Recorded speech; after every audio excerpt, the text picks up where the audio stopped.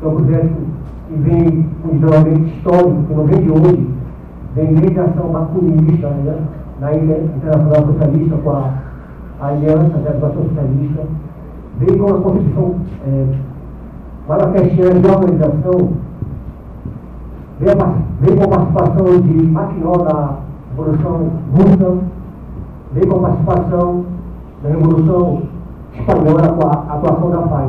Então, o específico que tenta reconstruir o Brasil, como futuramente tudo ocorreu no mundo o membro da CAB, é o resgate dessa, é o tentativa de resgate desse projeto, que evidentemente já o Brasil decorre há 20 anos, desde quando se discutiu o específico 95, existe muita experiência no Brasil para isso.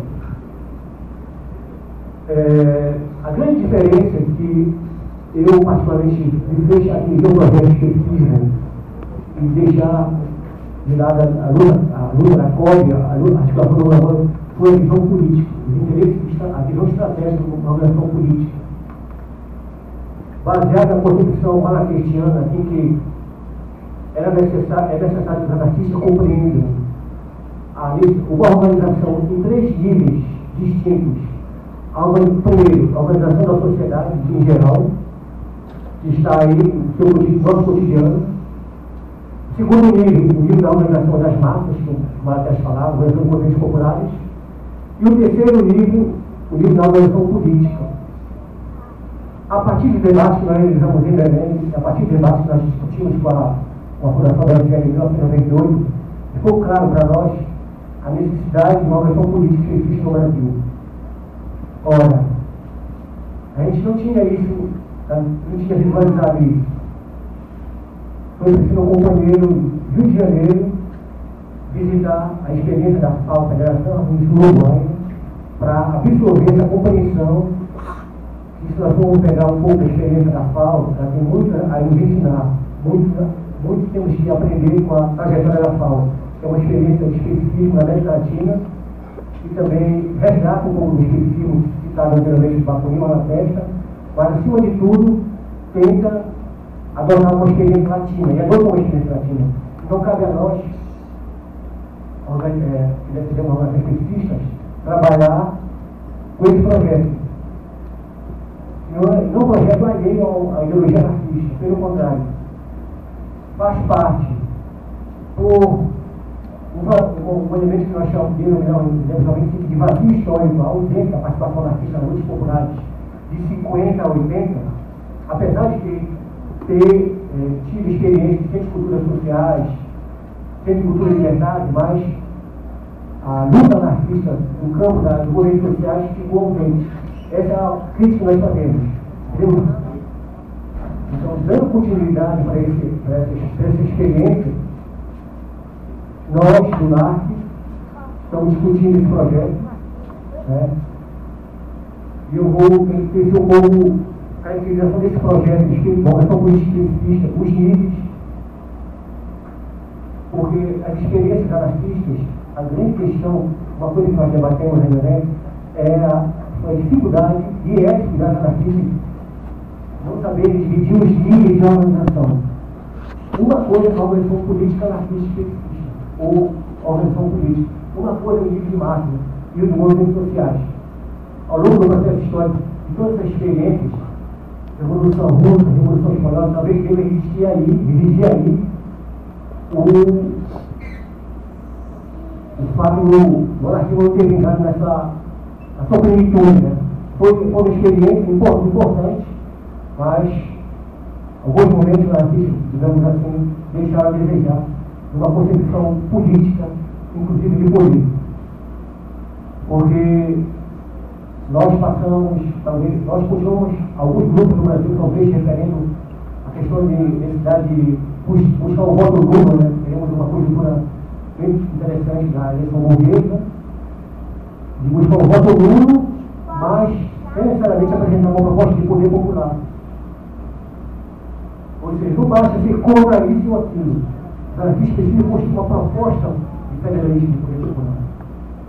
Essa talvez deva ser a grande tarefa, a grande contribuição que os anarquistas podem dar hoje para a luta no Brasil.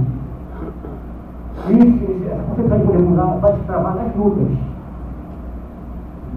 de movimentos populares, na luta indígena, na luta quilombola, na luta sindical, ainda que é importante, na luta estudantil, na luta dos sem-tetos, enfim, essa agilidade e variedade de luta que o povo demonstra e nunca adormeceu, está assim presente. Então, esses espaços políticos, como foi colocado no debate pela manhã, espaços precisam ser ocupados pela ideologia libertária. Na nossa concepção do lar, a partir da necessidade de uma organização política específica. Mas outros companheiros podem entender de outra forma. O movimento libertário é rico, nós respeitamos outras visões do movimento libertário, outras visões que contemplam a atuação libertária. Mas nós, do NARC, achamos de fundamental importância compreender o nível político e ideológico, a capacidade política de forjar proposições para a luta conjuntural, para a luta das frentes, para a luta dos oprimidos, entender a necessidade desses subs se organizarem e a gente agir não por arte estabelecida, dentro do conhecimento do saber, mas militar por dentro, como militante do povo, enquanto minoria ativa. Essa é a nossa diferença fundamental em torno das concepções bolchevistas. Nós atuamos por dentro das organizações populares. Nós não queremos representar o movimento popular. Pelo contrário, só o povo para ser protagonista da revolução. Então, esse nível de massa, nível organizacional, nível orgânico, nível político ideológico, precisam estar bem claros. Porque cada um tem o seu trabalho. E a militância do NARC, e qualquer militância política que existe, achamos que tem que se trabalhar no movimento populares. Nós militamos do NARC, militamos no movimento populares, com o membro do povo, militante do povo. Esse é o nosso forte, essa é a nossa construção. E foi falado no debate de manhã acerca desses espaços, né? Porque é um espaço de debate, é um espaço de movimentos populares, um espaço de debate de posições políticas. Não tem como fugir disso. Ou as ideias vanguardistas, ou as ideias, digamos, assistencialistas, dominam os movimentos populares, ou as ideias federalistas, autogestionadas e auto-organizadas, com a ideia de história do anarquismo que nós defendemos, ocupam. Vai ser um debate constante.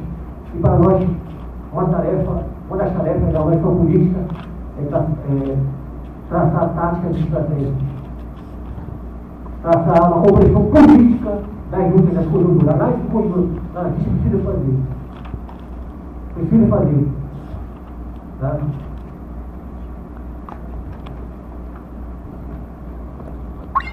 Então,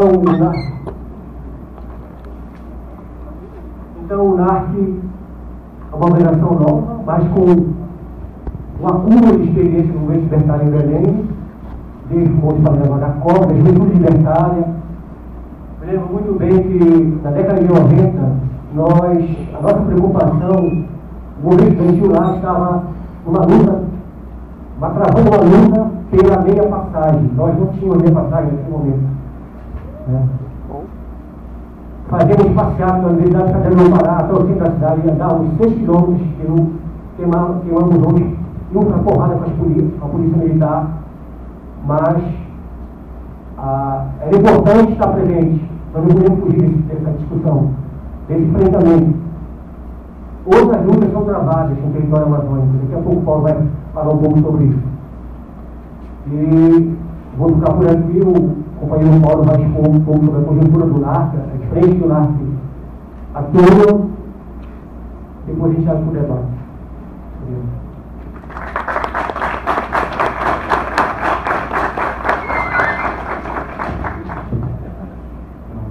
Boa tarde, pessoal. Eu sou Paulo.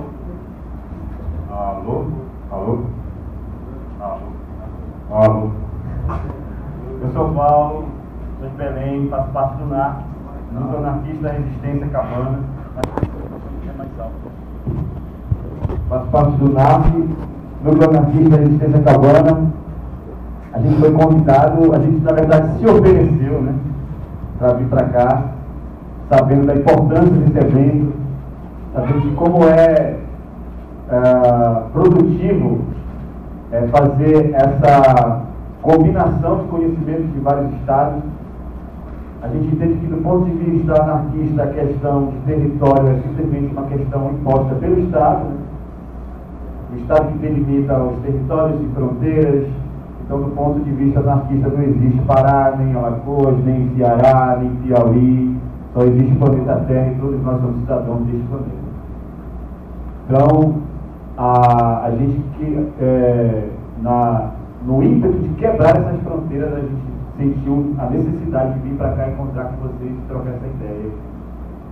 Então, o companheiro fez um apanhado histórico dos principais acontecimentos entre a década de 90 e também mais lá para trás sobre o histórico da cabanagem, né, que é considerado assim, por muitos historiadores como o maior movimento de resistência popular da história do Brasil, onde simplesmente aconteceu uma das coisas mais impressionantes da história do Brasil, em que militares, latifundiários, escravos, índios e a população em geral se uniu contra o Império, para derrubar o Império.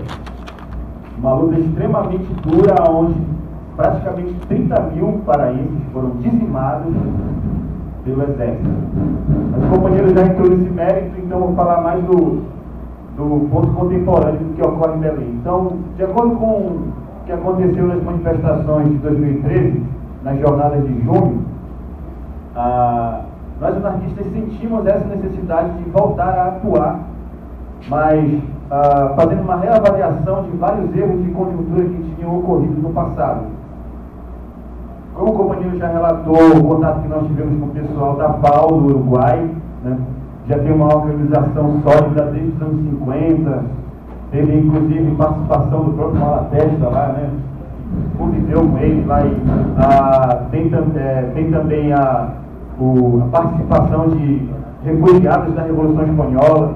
Então eles foram muito agraciados com uma experiência anarquista que não está nos livros, né?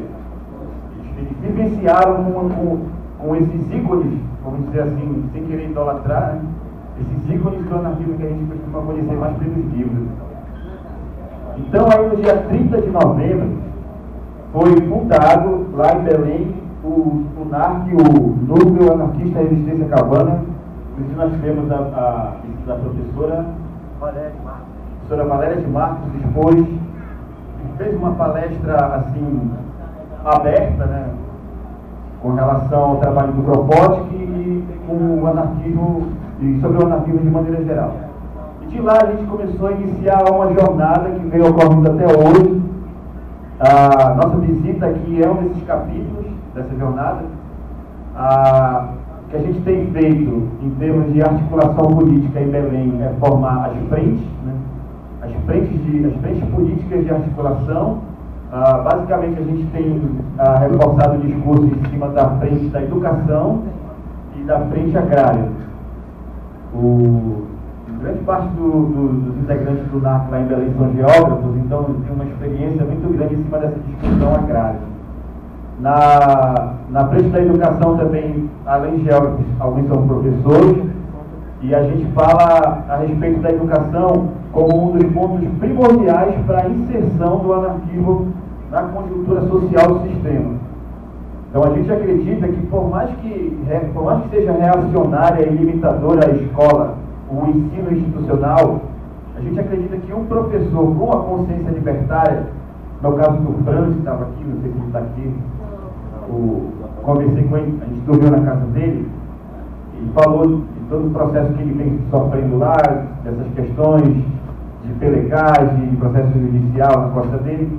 Então o que a gente vê no Franz é um exemplo que a gente quer colocar em prática lá em Belém.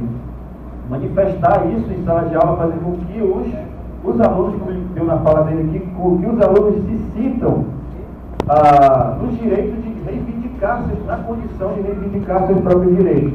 A gente percebe que as escolas e as universidades, elas fazem o favor de nos alienar dos nossos próprios direitos. As escolas e as universidades, elas só têm o compromisso de preparar o cidadão para o mercado de trabalho. E a partir do momento em que qualquer ponto seja questionado, você é tido como um subversivo. Então a gente entende que para a questão da educação, tanto com reivindicações de professores com relação a reajuste salarial e melhoria das escolas, não sei o quê, para o ponto de vista anarquista, a gente entende que isso é uma reivindicação de curto prazo. E nos sindicatos, a gente percebe que, quando eles são dominados pelo socialismo marxista, a gente percebe que essas reivindicações são as reivindicações, né? Não há mais nada além disso. Quando eles impulsionam a marcha dos professores, para não falar das outras categorias, quando eles impulsionam a marcha dos professores para as ruas, o que é que os marxistas querem? Pressionar o Estado para um reajuste salarial, para novas condições de trabalho, para melhores condições de trabalho e para a melhoria das escolas, dos prédios públicos, reforma, pintura e tudo mais. O anarquismo entende que é válido, mas a gente também entende que isso é só a ponta do iceberg. Que para a educação libertária, na verdade, o que a gente quer é destruir as paredes das escolas. A gente quer fazer com que o conhecimento se prolifere para fora das escolas, né? O conhecimento que, do ponto de vista do sistema, é o conhecimento subversivo. Tirar os alunos dentro das escolas, fazer esses passeios em museus, em bosques, visitar locais históricos e visitar locais históricos e, no meio dessa aula, entre aspas, ao invés de cumprir uma programação pedagógica imposta pelo sistema, esmiuçar todo o contexto libertário para os adolescentes, até mesmo para as crianças. Existem literaturas de anarquismo para crianças, então, esmiuçar isso dentro do currículo que o sistema impõe para o professor. Isso é a educação libertária do ponto de vista do NAR. Então a gente discute isso em fóruns específicos para a educação. Esse é um ponto. O outro ponto é a questão agrária. A questão agrária é uma questão muito mais complicada, porque não que a questão da educação não seja, mas porque envolve outros segmentos que não estão assim uníssono com a causa anarquista, né? Como é o MST e as tribos indígenas do estado do Pará. Essas pessoas, as pessoas que compõem esses movimentos, esse segmento social, essas pessoas não têm uma certa afinidade, muitas delas não sabem nem o que significa o anarquismo. A gente tem informação, assim, de experiência pessoal, de que no movimento do MST, por causa de uma cooptação da esquerda, diga-se de passagem, fortemente reforçada pelo PT, o anarquismo foi colocado lá como sinônimo de desordem, de bagunça e tudo mais. Então, há dos companheiros que se dedicaram para essa frente agrária uma missão de destruir esse contexto que foi colocado, né? O anarquismo é bagunça, o anarquismo é desordem. O anarquismo não é ausência de ordem, o anarquismo é ausência de governo. A ausência de ordem é anomia. Então a gente fala isso para as pessoas.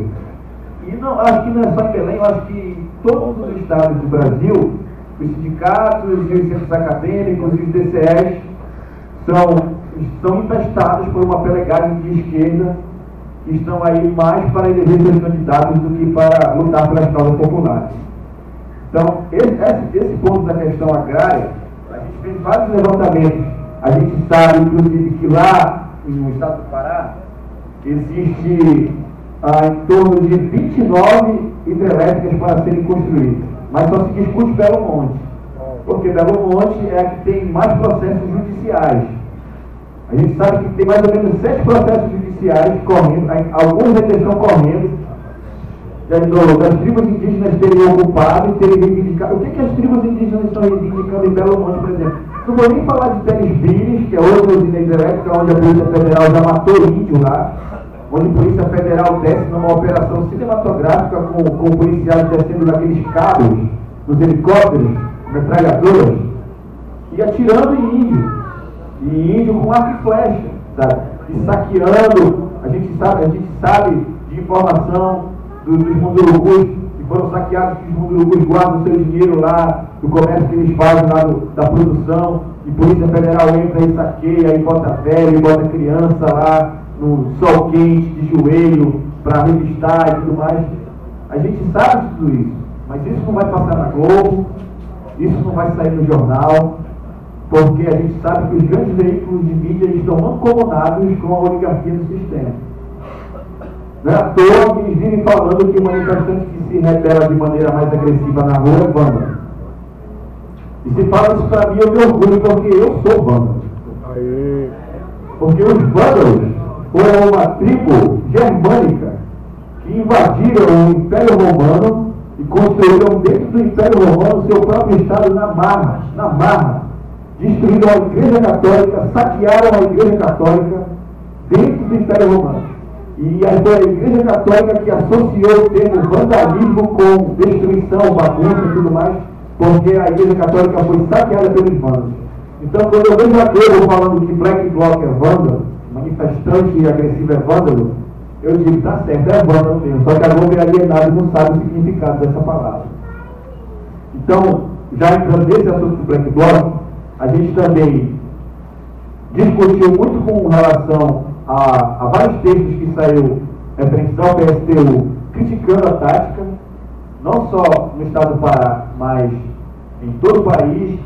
Eu fui convidado para um acampamento com a juventude do PSTU. Veja bem, eu era o único anarquista, a Anel. Você é corajoso. E eu tava, aí me convidaram, a menina lá, não sei o quê, porque a gente sabe que você é um cara de voz ativa. Eu falei, não sabe que eu sou anarquista. Não, está aberto para todo mundo e tal, tá tudo bem. Aí fui para lá, conversamos, aí deram um texto para a gente discutir. O texto era justamente sobre essa crítica ao Black Bloc. O que eles argumentam? Eles argumentam o seguinte, de que não adianta você partir para essa tática de ação direta, de quebrar vidraça de banco, de quebrar patrimônio histórico, porque isso é um prejuízo mínimo, porque a burguesia tem o poder aquisitivo suficiente para repor todas as vidraças que são quebradas, não sei o quê, que a questão fundamental para dar prejuízo para os bancários, para os banqueiros, não seria quebrar uma vidraça, mas sim encerrar as contas desses bancos. Quem tem conta no banco, encerra a conta no banco. Eu falo assim, alguém aqui do PSTU já encerrou alguma conta no banco? Eu lá dentro do acampamento. Você tem conta onde? Na Caixa. Você aonde? No banco. No Banco do Brasil. Você aonde? Naquele outro banco. Por que vocês não fazem isso?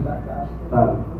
Vocês estão criticando uma tática, vocês estão teorizando uma tática, né, de fazer esse corte financeiro. Vocês estão teorizando quando que os Black Blocs estão na rua botando isso em prática. Isso é ação direta, né?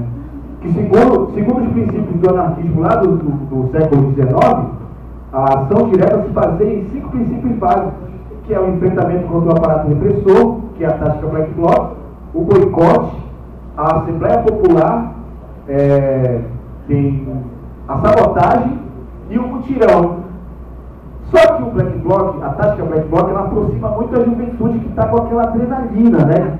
Quer ir para a rua, quer enfrentar. Mas a gente conscientiza essa galera lá em Belém também, de falar, olha, isso aí é só uma tática. Ele já sabe. O pessoal chega assim, rapaz, o cara tá mascarado todo de preto na manifestação, aí o cara chega e fala, rapaz, você é Black Bloc? Rapaz, ninguém é Black Bloc, rapaz, não existe grupo Black Bloc é uma tática. Moleque de 16 anos, 15 anos falando, sabe? E essa galera que botou máscara na cara, que se empolgou para ir quebrar a vidraça de banco e jogar pedra na prefeitura, essa galera está formando sua consciência política na rua. Essa galera começou a discutir Malatesta na rua, começou a discutir Bacuni na rua, Proudhon na rua. As reuniões que eu participei com eles, os adeptos da tática, me surpreendi. Eu fiquei até me sentindo culpado de achar que essa galera é um bando de alienado, um bando de punk alienado. Fiquei surpreso do quanto que eles conheciam, sabe? O quanto que a gente conhece isso, a tática a gente sabe que não é um grupo, é uma tática. Então, essa galera não deve ser subestimada. Porque o visual com a tática de enfrentamento, tem um documentário chamado Black Bloc Introduction, está no YouTube, que eles falam que isso é uma dramatização do enfrentamento ao Estado. O visual, a destruição e tudo mais. Não é só para dar prejuízo, não. Eles querem causar um espetáculo para chamar a atenção da sociedade que tem alguma coisa errada. E eles conseguem. Eles conseguem. Eu participei junto com eles e tudo mais. Alguns se aproximaram, tentaram saber o que tratava o NARC, qual é a discussão do NARC e tudo mais. Só que a gente prefere que eles se aproximem. A gente não quer fazer essa catequização, né? Chamá-los. Esse é um outro ponto. Falamos da questão da educação libertária, da questão da frente agrária e da questão da tática Black Bloc lá em Belém. E agora tem uma outra frente que a gente trabalha dentro da frente da educação, trabalha a aproximação com os sindicatos de professores, né? Com o SINTEC. É uma resistência muito grande por causa da plegagem da esquerda e tudo mais. As falas da galera mais libertária são sempre cortadas. E agora a gente está tentando articular um processo de pressão dentro do SINTEC, dentro do sindicato de professores. A gente tem informação de que no ano passado a Câmara dos Vereadores de Goiânia foi ocupada pelos professores e eles foram contra a orientação do sindicato. E eles só aderiram a essa decisão por causa de alguns professores anarquistas que estavam envolvidos na manifestação dos professores. Agora, se o sindicato disse não vamos ocupar a Câmara Municipal, então o sindicato que não ocupe, os professores vão ocupar. E foram e ocuparam por 2 dias, foram escorraçados de lá, como já era de se esperar, como a gente foi escorraçado também lá na Câmara Municipal de Belém. Então, a gente percebe a dificuldade que é se inserir nos movimentos sociais. No caso do estado do Pará, que é um estado enorme, sabe? Onde as pessoas estão, assim, existem cidades do Pará que as pessoas estão a Deus dará, onde a assistência do governo chega mal e porcamente, sabe? Então a gente precisa se aproveitar, se beneficiar dessa ausência do Estado, talvez até no Piauí, não sei qual é a conjuntura do Piauí e dos camaradas que estão aqui de outros estados, se apropriar dessa negligência do Estado nas cidades do interior, dos municípios do interior, para chegar lá, entendeu? E se aproximar dos movimentos sociais, se aproximar da comunidade, não falar necessariamente do anarquismo, mas da luta libertária, sabe? De dizer que o Estado se oferece como o Estado se apodera de todos os serviços públicos, absolutamente todos, e ele se oferece como a melhor opção. E a sociedade compra esse discurso e vai para a urna e vota. E a gente sabe que não é a melhor opção. A gente sabe que um grupo de políticos mal intencionados, corruptos e canalhas jamais irão conseguir atender a demanda de uma população inteira. Qual é esse bairro aqui? O Serviço Público de Saúde do bairro do Ginga deve ser gerenciado pelos moradores do bairro do Ginga. A segurança pública do bairro do Ginga é a mesma coisa. A educação é a mesma coisa. O cidadão plenamente consciente de seus direitos, ele consegue arrumar a sua casa. Ele consciente de seus direitos com seus amigos, ele organiza a sua rua, o seu bairro, a cidade, o país, o mundo inteiro. A pergunta é, para que serve um presidente, um prefeito e um governador? Não é? Só que o sistema nos aliena de tal forma que a gente acha que isso é importante. A gente acha que isso é necessário. Né? A gente se sente a gente, porque eu me sinto oprimido como a minha mãe se sente oprimida a votar. Minha mãe é professora aposentada, foi militante do PT, enfrentou a polícia nos anos 80 em manifestação de rua, ficou extremamente decepcionada com o primeiro mandato do Lula e é extremamente decepcionada com o PT até hoje. Eu não discuto anarquismo com ela porque eu entendo a consciência política dela e eu sei que se a gente discutir, a gente vai bater de frente.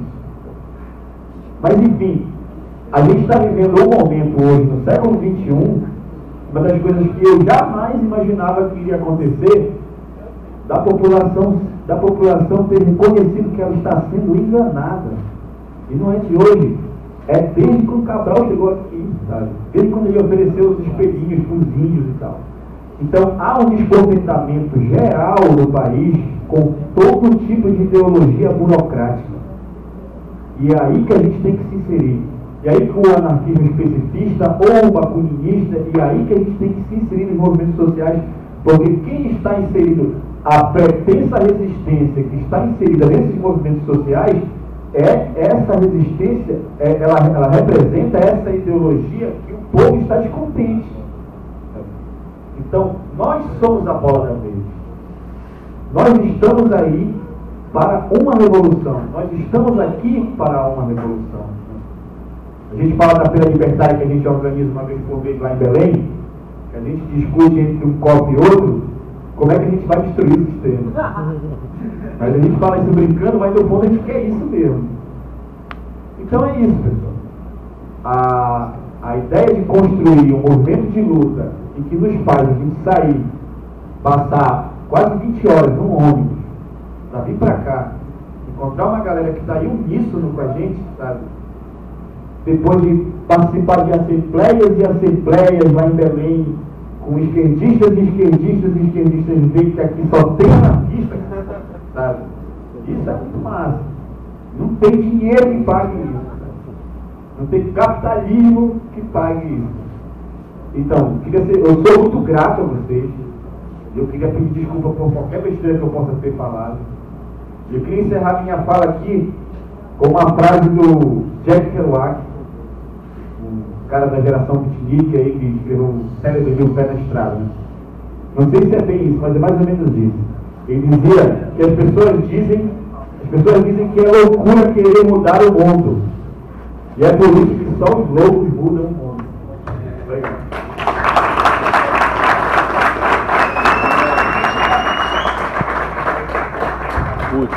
E agora a gente abre o espaço para as falas. Quem gostaria de começar, pode ser comentando, perguntando. Lá em Belém. Pronto, a primeira pergunta. Mais alguma outra pergunta para a gente ir juntando? 2, 3 perguntas para a galera responder? Tem mais alguma pergunta? Henderson, tu pode vir para fazer a pergunta? Ou afirmação, ou análise, ou qualquer coisa que você queira falar. Fique livre. Eu sou o Henderson, eu vim de Parnaíba, estou com sono. Eu queria saber, a gente que estuda história e tal, sabe que foi brutal a questão da própria repressão aos povos indígenas, né, com a participação do capitalismo e do eurocentrismo em terras que não são deles. Enfim. Eu queria saber como que está organizado os povos indígenas, né, os remanescentes dos povos indígenas no Pará, né, politicamente falando. É isso. Mais alguém? Alguma outra pergunta? A gente fazer um bloco de 3 primeiro. Queria que ele falasse aí sobre a importância da cabanagem aí como referência para o movimento libertário. Pronto, funk, indígena, 3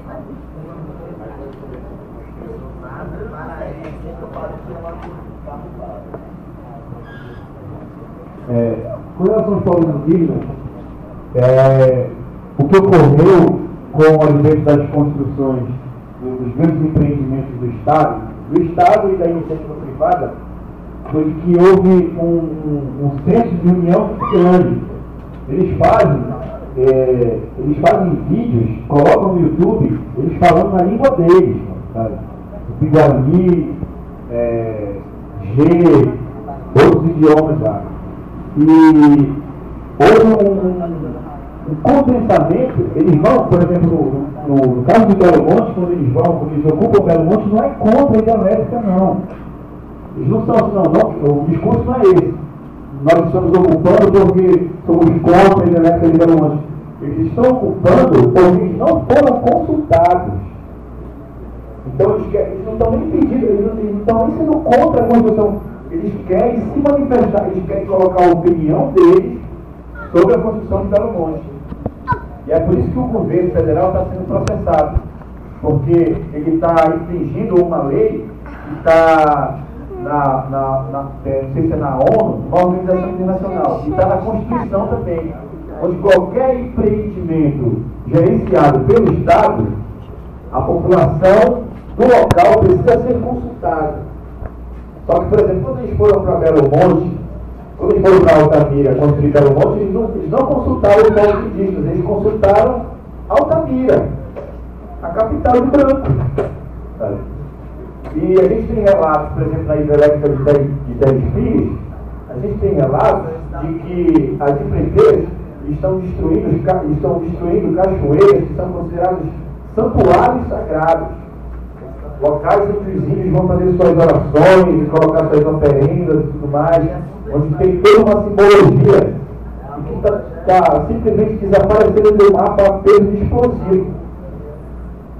Então, a relação que o índio está tendo agora com o homem branco é uma relação de embate, que ficou mais forte ainda. Já era uma relação de embate, então se tornou uma relação de embate muito mais forte, e agora eles têm um senso de união. As tribos que viviam distantes, tribos que entravam em conflito entre si, agora estão se unindo.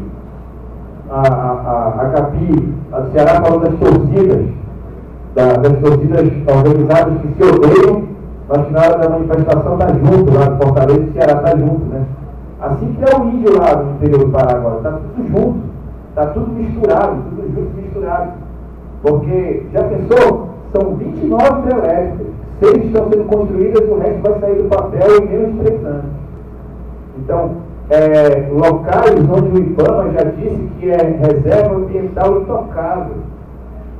A André Gutierrez entra com uma série, a empresa André Gutierrez entra com uma série de liminares, e a Dilma chancela, olha, está aqui, um monte de brecha na lei, está aqui, não, agora a gente pode. Essa é reserva ecológica? Não, mas está aqui, ó, a justiça permitiu. Tá?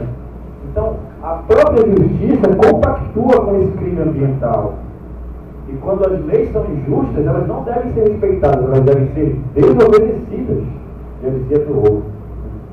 Com relação ao movimento punk, o movimento punk teve uma ligação muito forte com o anarquismo nos anos 90, que foi a origem surgiu o movimento anarcopunk, onde a gente andava muito com o pessoal da COB também, mas era uma ligação muito musical. Começou a ter uma contestação de enfrentamento quando a gente se juntou na manifestação dos professores lá em frente ao cinema chamado Cinema Olímpia. Foi uma das mais relevantes, onde tinha punk no grupo da Molotov. Foi a primeira vez na minha vida que eu peguei um cacete da polícia, uma porrada de cacete da polícia, né? Estava com esse visual aí da galera aí.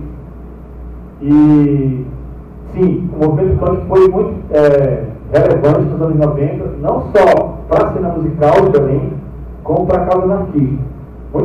Eu, por exemplo, não me considero mais punk, mas muita gente que era movimento punk, apesar de não estar no NARC hoje, ainda tem essa reivindicação libertária.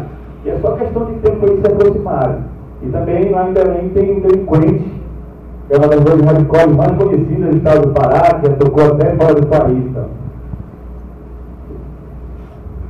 Bem, sobre a questão da cabanagem, ela tem um significado, um elemento, digamos, simbólico das tradições de luta dos povos originários, porque fez uma revolução popular e aproximadamente 70% da população de Belém, dizem as pesquisas, foi dizimada com a luta.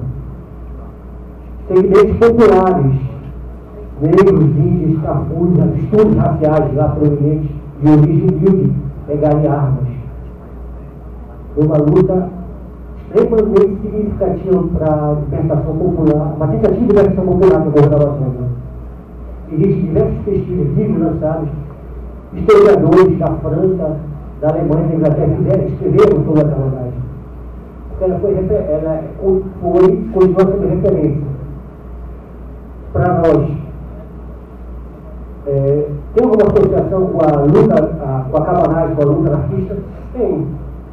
Porque os anarquistas, nós anarquistas, advogamos que só o povo pode ser protagonista da sua libertação. Só o povo, não um dirigente político, é uma ideia vanguardista. E a cabanagem foi uma experiência nesse sentido. O povo pegou em armas. Pensa uma quantidade de pessoas humildes lutando contra os colonizadores com o exército do Império. Falando na cabanagem porque é um elemento da nossa região, né? Mas, por exemplo, a luta dos zumbis de Palmares, Canudos, né?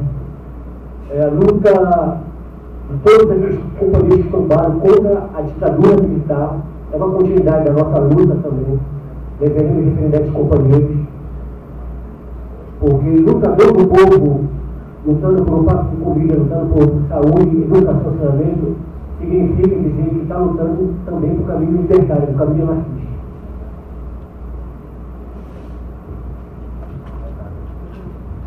Mais uma rodada aqui de perguntas, ou comentários, ou reflexões, ou coisas do tipo. Vem cá, Miguel. Mais alguém para a gente ir escrevendo? Alexandre?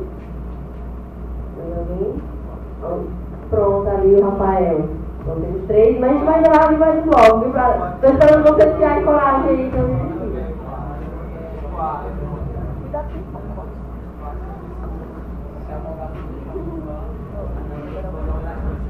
Boa tarde, pessoal. Eu acho que teve um ponto que eu acho que era para ter sido também debatido pela manhã, mas tu puxou o link das manifestações de junho, que eu acho que, sem dúvida alguma, foi um boom para o movimento anarquista no Brasil se reorganizar. A gente sempre viveu estou usando até o termo, vazio histórico, né? Que realmente é até difícil você encontrar organização ou um movimento mais de cunho libertário. Eu não vou nem da década de 50, eu vou até um pouco antes, talvez. Eu acho que do fim da greve de 17, o surgimento do PCB, eu acho que já foi uma baixa muito grande do movimento anarquista no Brasil, histórico. Que essa manifestação, sem dúvida, trouxe, eu acho, um grande tempero histórico desde Cabral, realmente, porque deu para sentir nas ruas que a população brasileira estava negando a ausência de dominação, mesmo que inconsciente ou consciente, talvez eu não possa definir bem a palavra, sobre a própria crise das instituições, entidades e do poder centralizado. É por isso que eu tentei usar a palavra inconsciente ou consciente, porque talvez pela consciência de tantos anos de revolta por essa dominação de pequenas oligarquias dominantes, por exemplo, aqui no Piauí, até hoje a gente está vivendo um ranço que é da família Claudino, que domina o Piauí todo financeiramente, e hoje em dia quer desapropriar uma galera que nesse próprio bairro próximo aqui, o Planalto, por serem moradias populares ocupadas há 20 anos. E simplesmente não sabe nem se legitimamente, documentalmente, é dele realmente, porque ninguém sabe. Outro ponto, que é a própria negação do modelo estrutural de partido político que a gente notou nas manifestações de junho. Aquele ódio pelo poder partidário, pela política partidária, e, novamente, a palavra consciente e inconscientemente, por uma busca por uma voz, talvez não individual ou coletiva, de várias pessoas que normalmente não participavam do cunho político. Sem dúvida nenhuma, isso foi marcante para o Brasil, esse Estado federativo, né? Que, sem dúvida nenhuma, eu acho que o próprio GEAP surgiu, conseguiu se reestruturar aqui o debate anarquista no Piauí, de uma forma organizacional, que eu acho que, por enquanto, a gente ainda está engateando no cunho organizacional, seja maquinista ou seja especificista, né? Eu queria, assim, que tu mostrasse o balanço que a galera liberal tomou por parte dessas manifestações de junho. Porque existem tantas análises, assim, que tanto a galera de diversos partidos fazem, por exemplo, eu pessoalmente faço uma análise da manifestação de junho. Eu queria ouvir o que vocês da ANAC fizeram sobre a manifestação de junho. Alexandre.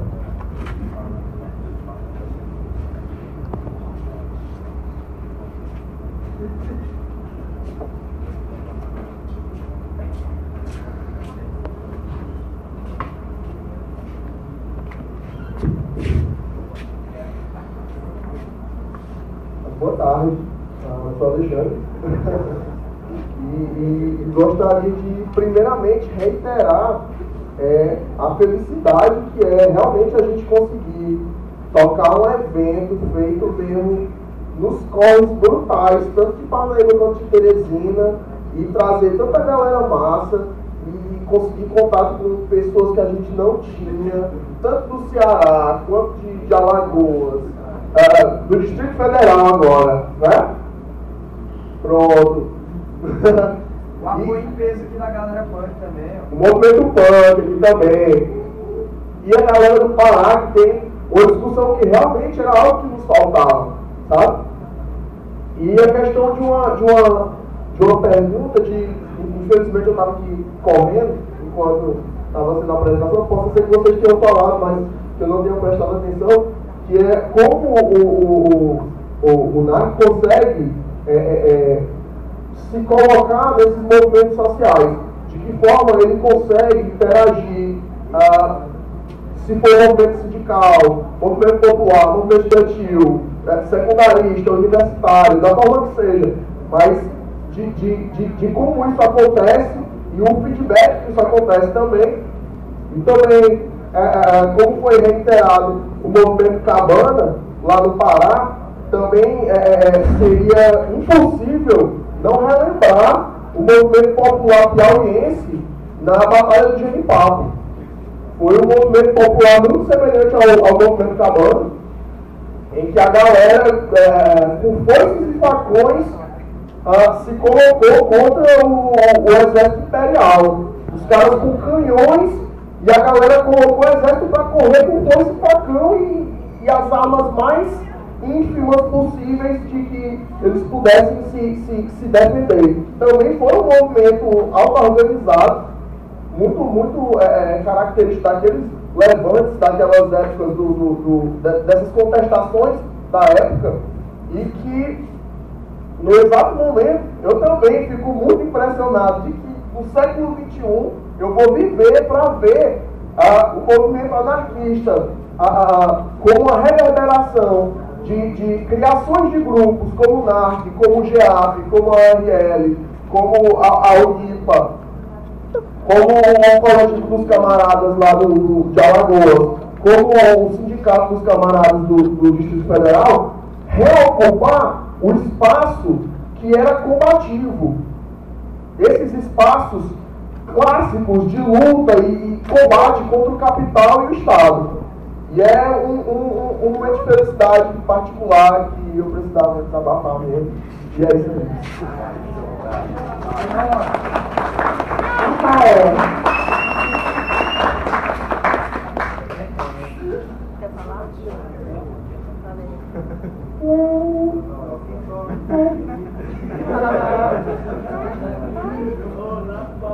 Fala oi, tudo bom?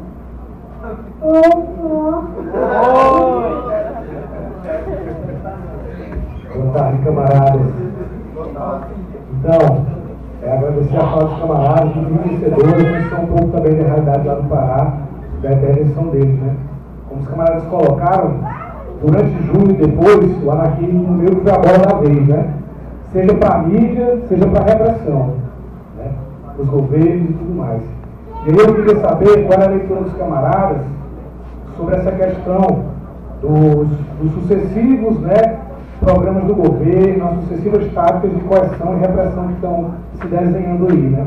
Recentemente saiu um documento Lei e Ordem, que é um documento que prevê que manifestações, greves, panfletagem, pichação serão considerados crime durante o mega evento privado da FIFA chamado Copa, né? Entre outras leis aí, o DOI-COPA, que é o Departamento de Ordem e Informação, que vai ser criado durante a Copa, meio que rememorando o DOI-COPA da época da ditadura, né? Deixa eu ver mais algum. Tem a lei também antigreve, que eles estão também acionando. Então, assim, diante de um cenário desse, né, que se aproxima com a realização do mega evento Copa, né, o mega evento privado, nunca se esqueçamos, né, onde a repressão vai estar de olho, principalmente nos anarquistas, né? Black Bloc é anarquista, você pode ter certeza. Porque as outras correntes devem fazer um corpo fora, um corpo mole, e não acaba indo para o enfrentamento, não acaba com confronto físico na rua, né?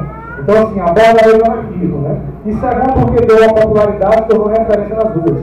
Por outro lado, tem um governo também chegando junto, né? Aí eu queria saber como é a leitura dos camaradas, perante uma conjuntura dessa, de forte repressão, como nós, né, lutadores do povo, nos movimentos sociais, sindicatos, estudantil, né, deve encarar. Valeu. Muito obrigada. Então, quem está se preparando aí para as últimas fases, vamos fazer depois da parte dos companheiros, um último bloco de 3 perguntas, e aí os companheiros vão responder e fazer as considerações finais para a gente passar para o parte de anarco feminino. Já tem ali o peso escrito, viu, para o próximo rodar. rapaz punk. Não, mas ele vai criar coragem já já.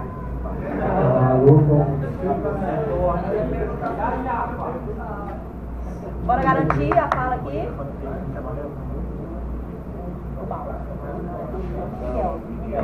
Companheiro, tentando corrigir seus comentários sobre a colocação do companheiro Miguel acerca do balanço sobre a participação libertária, sobre a conjuntura de junho, das mobilizações populares que ocorreram no Brasil.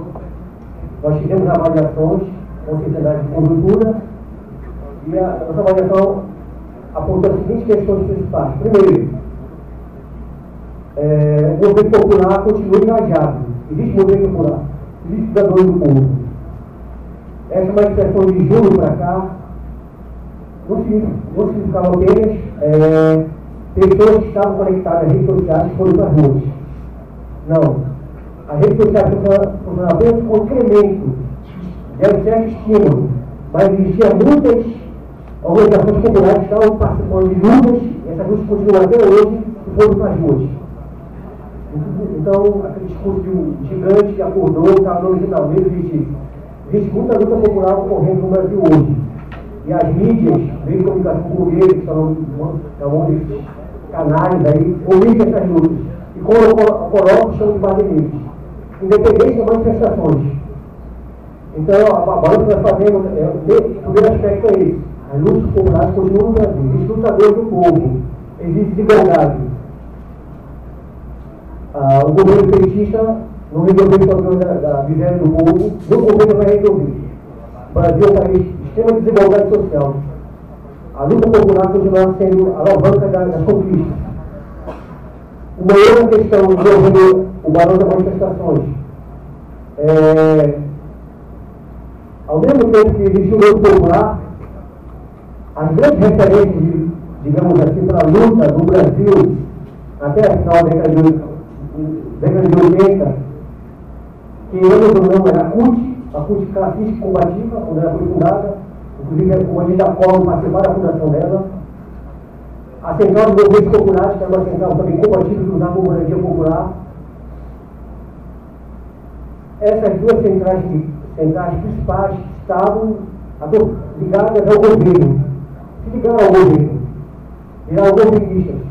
Existem setores combativos da base que estão dando uma demonstração que estão satisfeitos.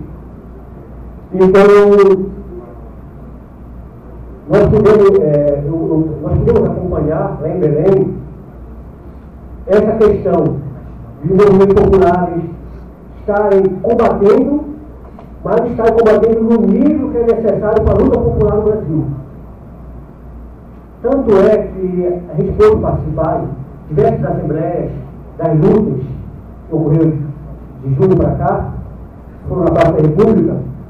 Pense numa assembleia gigantesca, com 500 pessoas, e eram mais de 50, 100 inscrições. Pense. Então, começava às 5 da tarde na Assembleia para discutir o espaço do movimento, o espaço das mobilizações espaciais, e até 9, 10 da noite. Agora a página. Olha como é a questão de referência para nós, analistas artistas. Nas falações, ficaram bem claras essa questão.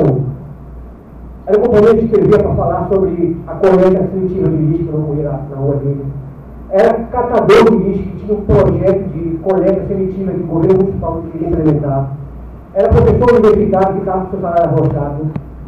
Era trabalhador bancário que estava sendo assediado pelo gerente de banco.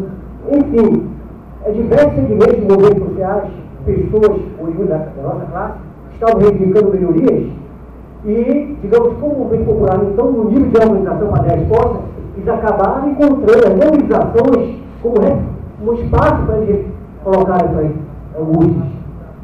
Ou seja, ao mesmo tempo que a manifestação foi importante, que apontaram a volta do movimento popular para as ruas, é uma demonstração também que eles não estão com nível de organização para dar resposta a todas as demandas do movimento, de políticas públicas, digamos assim. Então, o balanço, em linhas gerais, é esse. Existe luta, existe organização, mas ao mesmo tempo, nível de organização do movimento popular Não existe, por enquanto, uma alternativa de construção de poder popular inclusive no Brasil, para que a gente canalize, a gente construa significativamente lutas, dê continuidade nessas lutas. Esse foi o nosso balanço. Tentando responder da questão do Rafael, do Alexandre, sobre questão social. A grande guinada que o NARC está vendo com expectativa de avanço do movimento da atuação libertária no NARC é o trabalho de inserção social. E segundo, esse ano para nós é o ano da virada.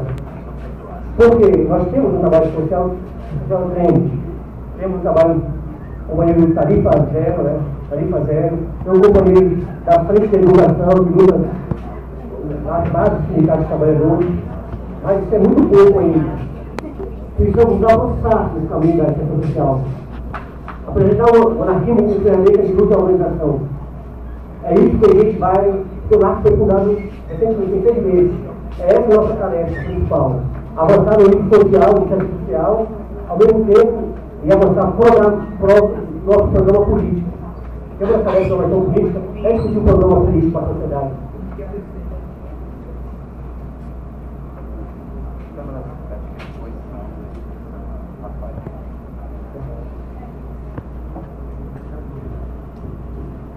A nossa pergunta do Rafael sobre as táticas de coerção e repressão, assim, talvez eu nem possa falar em nome do NARC sobre isso, porque talvez haja divergências de pensamento. Mas eu como anarquista, integrante do NARC, entendo que o tratamento deve ser o mesmo, entendeu? A resistência continua, a gente sabe que a repressão vem aí, não só por causa da Copa, mas também por causa da eleição.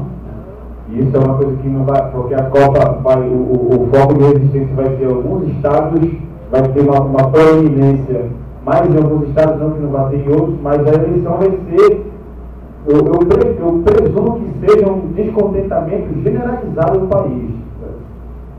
Da galera se organizar e ir para a rua.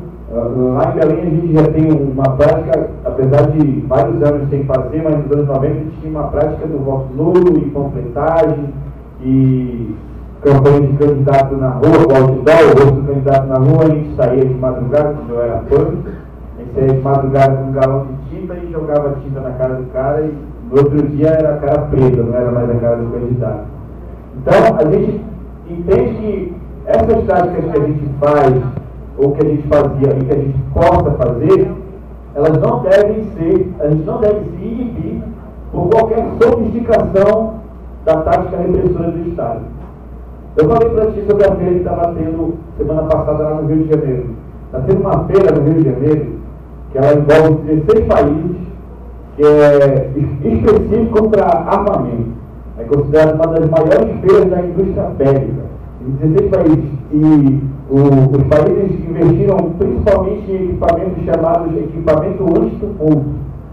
Aí tem lá um manequim vestido com essa roupa de equipamento anti-tumulto. Cara, é um Robocop, sabe? Quantidade de coisas que tem. É praticamente uma armadura, assim, sabe? Granadas e granadas no peito do cara, sabe? Uma arma desse tamanho na costa, pendurada aqui assim. E seminários feitos por agentes federais do governo americano, seminários direcionados para a dissolução de manifestações populares de rua.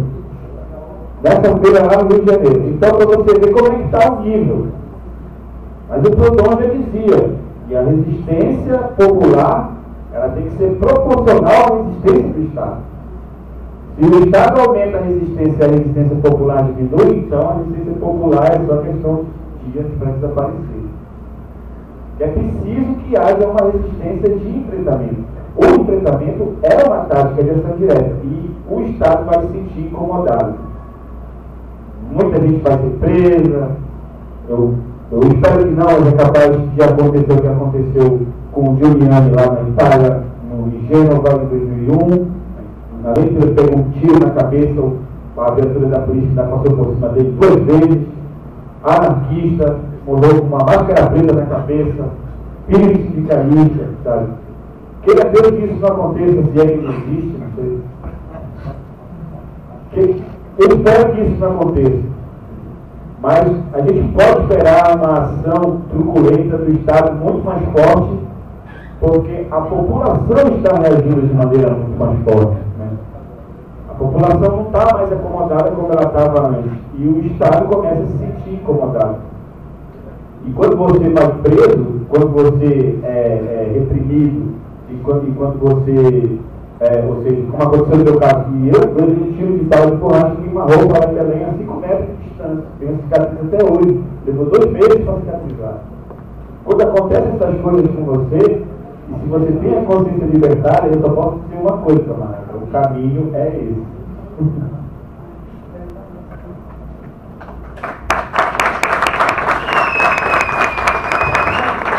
Então, nós vamos ter a fala do Pedro, que se inscreveu, de alguém ali de trás que não disse o nome, que vem. E aí os meninos vão responder e vão fazer as considerações finais. Mas antes disso, por questão de ordem, estão pedindo assim uma pequena cotização para a gente comprar um prato de tomate para fazer a macarronada de noite. Então o companheiro Paulo vai passar aí, almoçar com alguma coisa aí, passando uma moeda, um dinheiro, a galera que puder contribuir. A gente está precisando comprar um material para fazer a macarronada de hoje à noite, viu, galera? Passar aqui, o Paulo vai passar. Deixa eu esperar a galera chegar lá. Sai alguma coisa, moeda. Se tiver aí, tá. Se não tiver, tá amanhã. Não, vou de amanhã.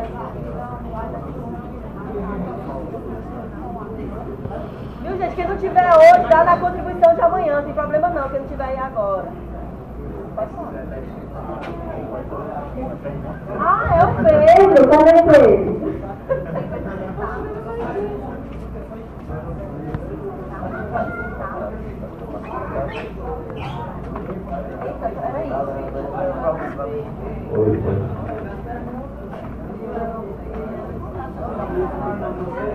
Bora fazer silêncio, depois eu vou...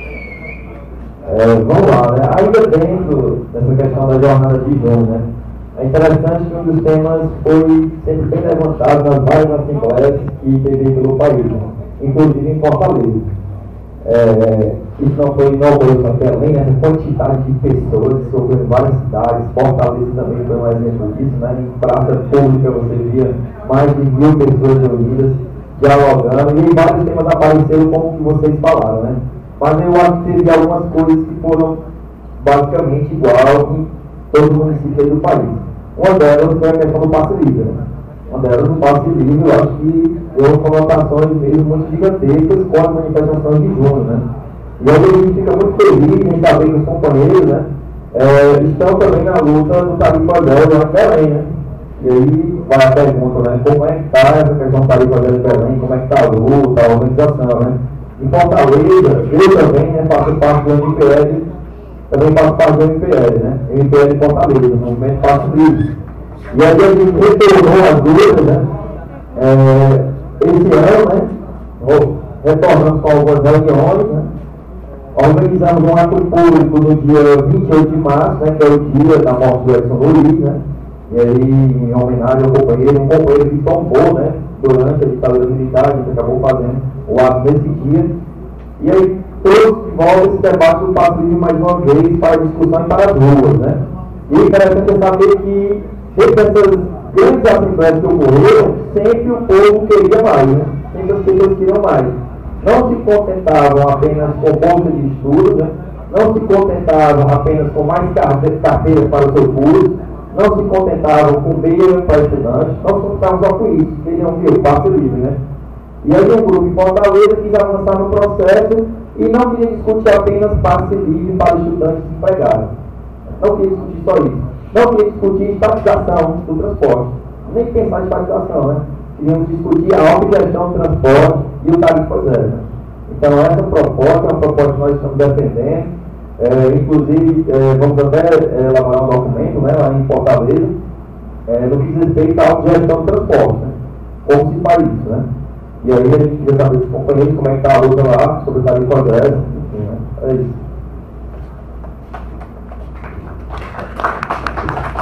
Agora o pessoal de classe pediu fala, pode vir. Ou então fala dele aí também, pode ser. Qual é o nome dessa organização que lutava contra a ditadura? Tirando os comunistas. Não, porque nunca falar sobre isso, né, cara? Vai falar sobre isso. Como é aí a pergunta, companheiro? Qual é a organização que lutava contra a ditadura? No Pará? No Pará? Brasil todo. Brasil todo. Para falar mais sobre as organizações que lutaram contra a ditadura. Pronto. Mais alguma pergunta ali? Você acha alguém que queria falar também? Diga aí, companheiro, qual é a sua pergunta? Era a mesma? Então tá certo, os companheiros vão responder e depois fazer as considerações finais, viu?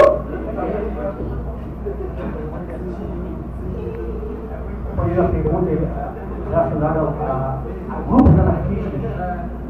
Olha, nós temos a participação anarquista de oposição ao regime ditatorial no Brasil, né, que instalou em 64. E foi principalmente com a experiência do Centro de Cultura Social de São Paulo, de companheiros que tinham uma trajetória do movimento operário em São Paulo, se organizaram. Inclusive o companheiro Del Pérez foi preso, o companheiro carioca do Rio, né, foi preso. Ele vai e volta, tinha uma articulação com São Paulo, foi preso por diversas vezes. E uma outra experiência de surgiu foi na Bahia, né, o Jornal Inimigo do Rei, que estava no momento de 79 e 80, né, que resolveu estar no país, estava em processo de abertura, por isso mais ainda era, não tinha aquela liberdade. E mais importante do que apostar na grupos anarquistas que se organizaram durante a ditadura, que surgiram contra os militares, eu acho que para nós é tirar a lição também que combateram companheiros de ideologia política, né?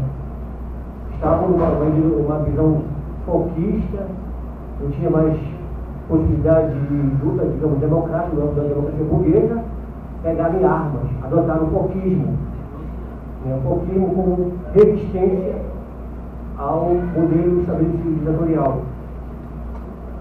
Portanto, a Companhia Libertária esteve presente, né, com centro de cultura, tentando se organizar minimamente para dar funcionamento de algumas atividades. Né, porque era difícil, o momento que a gente não vivenciou, mas era uma coisa caixa grossa mesmo.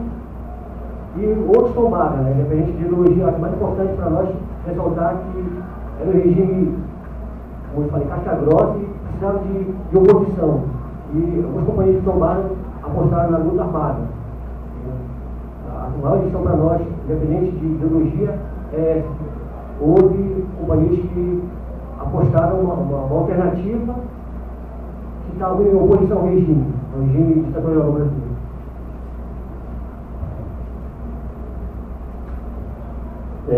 Completando o que estava falando, o Partido Comunista no Brasil, ele só ganhou força por causa dos anarquistas. Os anarquistas que romperam com os princípios anarquistas simplesmente achavam que não ia dar em nada e se integraram ao Partido Comunista, se tornaram comunistas. Anarquistas no Brasil nos anos 60, na ditadura e tal, que é uma história que é omitida dos livros de sala de aula, que havia uma pressão popular, havia uma pressão dos anarquistas contra a ditadura, assim como havia a pressão dos comunistas. Só que o Brasil ele ficou maravilhado com a Cuba do Fidel.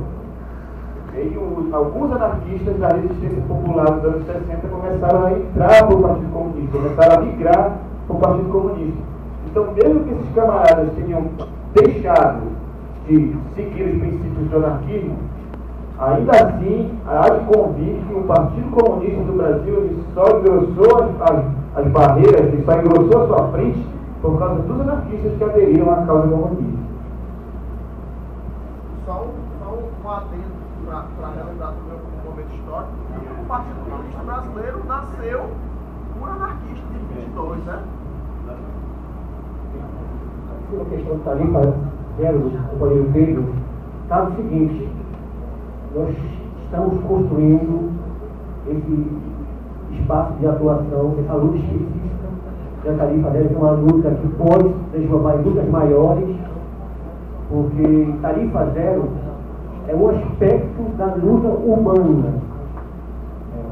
Mas se nós conquistarmos esse objetivo, vai ser uma vitória. Porém, a luta humana envolve a questão sem teto, luta com moradia. Tivemos, sábado passado, um evento para tentar aglutinar companheiros em torno de tarifa zero. E outros eventos vão surgir semanalmente. Vamos mobilizar a companheirada para ganhar fôlego. E nós estamos discutindo a participação de anarquistas do NARC, companheiros que se reivindicam autonomistas e outros que se reivindicam marxistas heterodoxos. Enfim, vamos dar continuidade nessa luta. Vai ganhar fôlego, vai ganhar fôlego, a companheirada militante está envolvida, né? É um aspecto interessante da luta, pode continuar desempregados, estudantes, trabalhadores de modo geral. Vamos avançar nesse aspecto. Esperamos que vocês e os estados avancem também.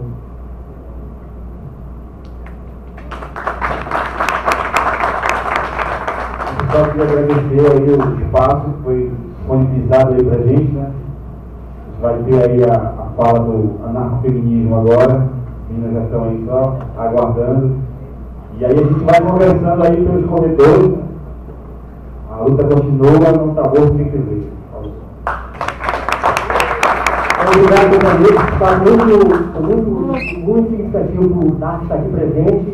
Vamos participar dos últimos 2 dias do encontro. E dizer que o anarquismo está vivo na luta popular e vai continuar, vai apresentar-se como uma alternativa, um ferramenta de luta para a organização popular. Eu acredito dizer que isso aqui vai ser fruto de grandes debates lá quando a gente chegar. Essa é a ideia, que se reverbere ainda mais essas discussões. Então, estou triste por isso, que estão me esvaziar a cara dessa galera, vamos chamar essa galera que está aí fora, que está lá obviamente, chamar aí, minha gente, todo mundo que a aula da farra é só de noite. A gente tem que manter a organização revolucionária. Sim, nós vamos chamar agora a Stacy, que vai conduzir agora o trabalho, a discussão de anarco-feminina.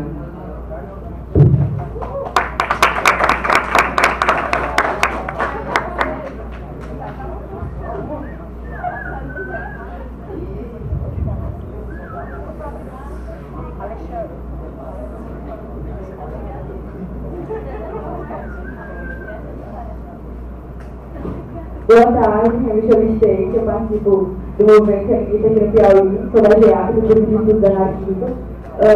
A gente participa do movimento de unificação do Grupo feminista da Miss Terezinha, que é uma ligação que nós queremos fazer com as feministas, todas as feministas da Miss Terezinha, para dar continuidade ao movimento, não só nos períodos de datas comemorativos como a Marcha das Vadias e os batos feministas que aconteceu pela primeira vez agora no mês de março. Nós queremos dar continuidade à nossa luta todos os dias, porque contra o machismo é todo dia que a gente está lutando. E, enfim, vai passar agora uma mística, eu queria que os meninos apagassem a luz, por favor. Completa. Pode começar.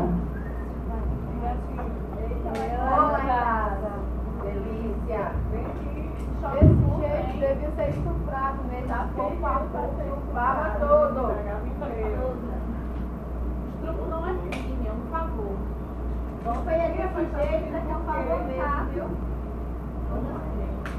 Tá gostando, Cachapina, você tá gostando. Isso aí querendo sair fora porque tá gostando. A menina com esse shortinho, hein? Tá pedindo pra ter estuprado. Esses braços do lado de fora. Tá se mostrando. Sorri pra mim.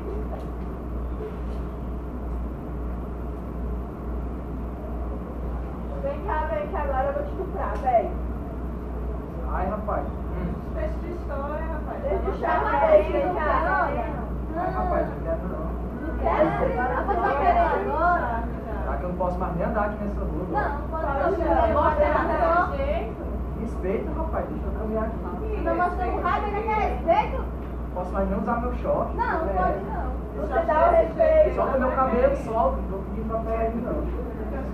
Eu pego de outra coisa. Eu pego onde eu quiser. Deixa, cara. Deixa eu sair aqui.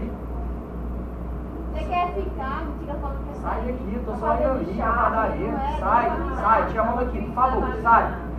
Não quero que pegue não. Sai. difícil que eu gosto. Não, socorro, meu Deus. Que Deus, então. Solta, sai. Sai. Ai, que cala a boca. Não pode falar nada. Cala a boca, gostoso. Tá gostando. Não, cara, você vai demais mesmo.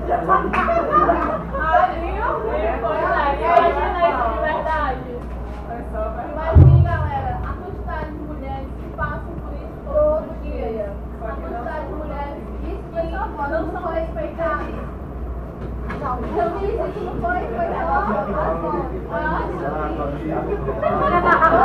Tá vendo que a gente passa? Apesar da mística muito cheia de vida, mas é uma situação engraçada.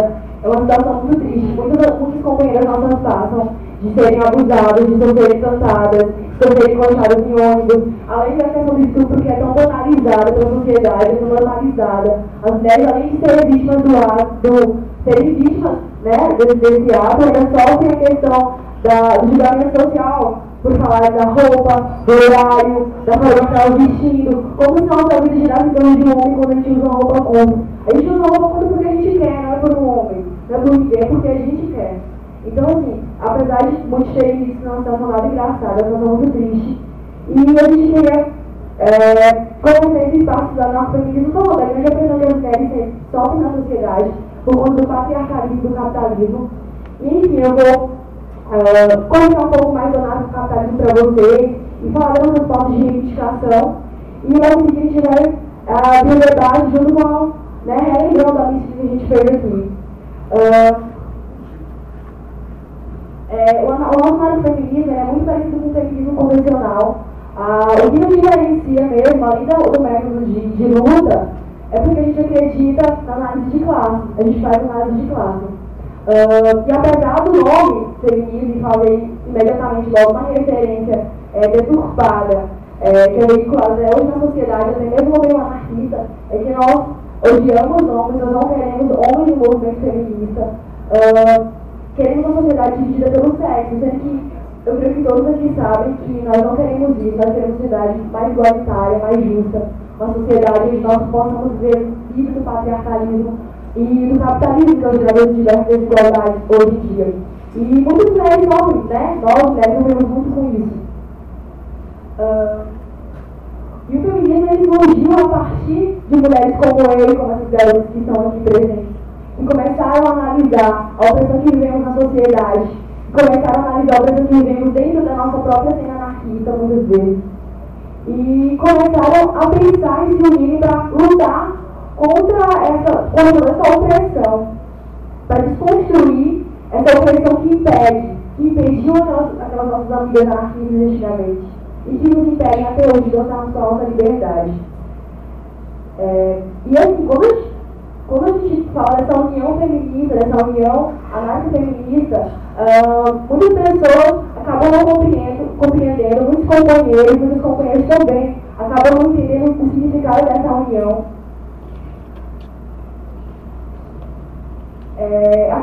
Muitas vezes, eu já escutei isso daí, eu já fiz várias vezes das vítimas disso, de falar que pelo fato de eu buscar essa união feminista, eu sou separatista, eu sou sexista, porque eu encontro garotos para lutar pela nossa emancipação.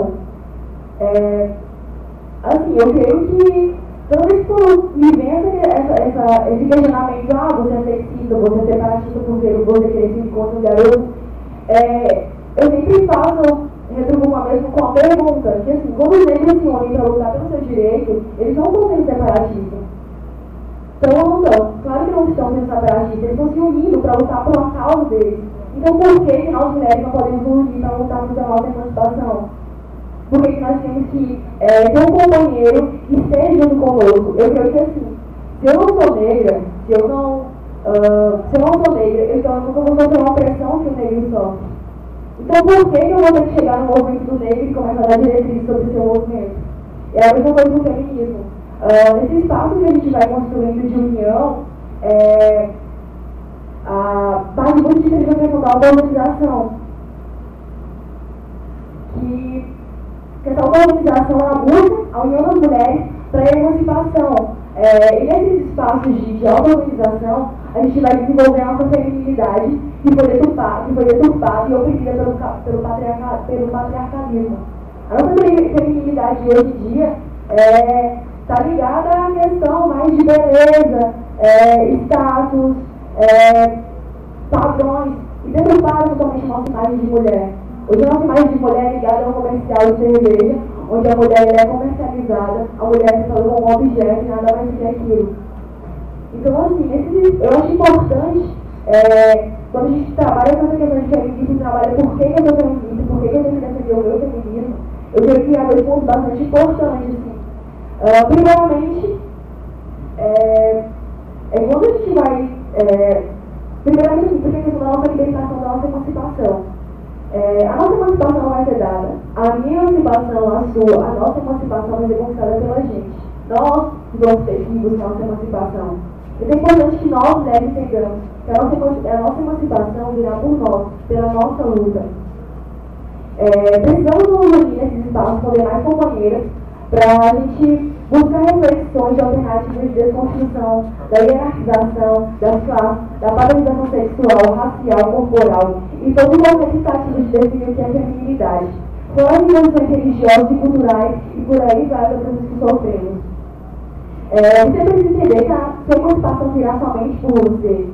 E isso é que buscamos nessa união, desenvolver autonomia. Não queremos viver a balança de bolha da sociedade, nós não queremos uma sociedade feminista, onde as mulheres estarão no poder. Queremos uma sociedade feminista, onde todos têm igualdade e liberdade. E o segundo ponto é que, diante dessa união, surge, como eu já falei anteriormente, surge nosso caminho à organização, onde dialogamos com o potencial do nosso protagonismo, que foi sufocado pelo patriarcado. Nesse espaço, nós, mulheres, buscamos diretrizes de nossas lutas, compartilhamentos de história e alternativa. Esse é um espaço para mulheres. E muitos não entendem essa auto-organização. E voltamos ao exemplo que eu dei sobre o negro. Se eu não sou negro, obviamente eu também não vou sentir opressão, e obviamente porque eu vou ter que dar direitos no movimento. No máximo que eu posso fazer no movimento negro, no movimento homossexual, é apoiar a causa. Mas jamais vou poder tornar direitos de movimento que eu não sou. E do mesmo jeito ocorre com o feminismo.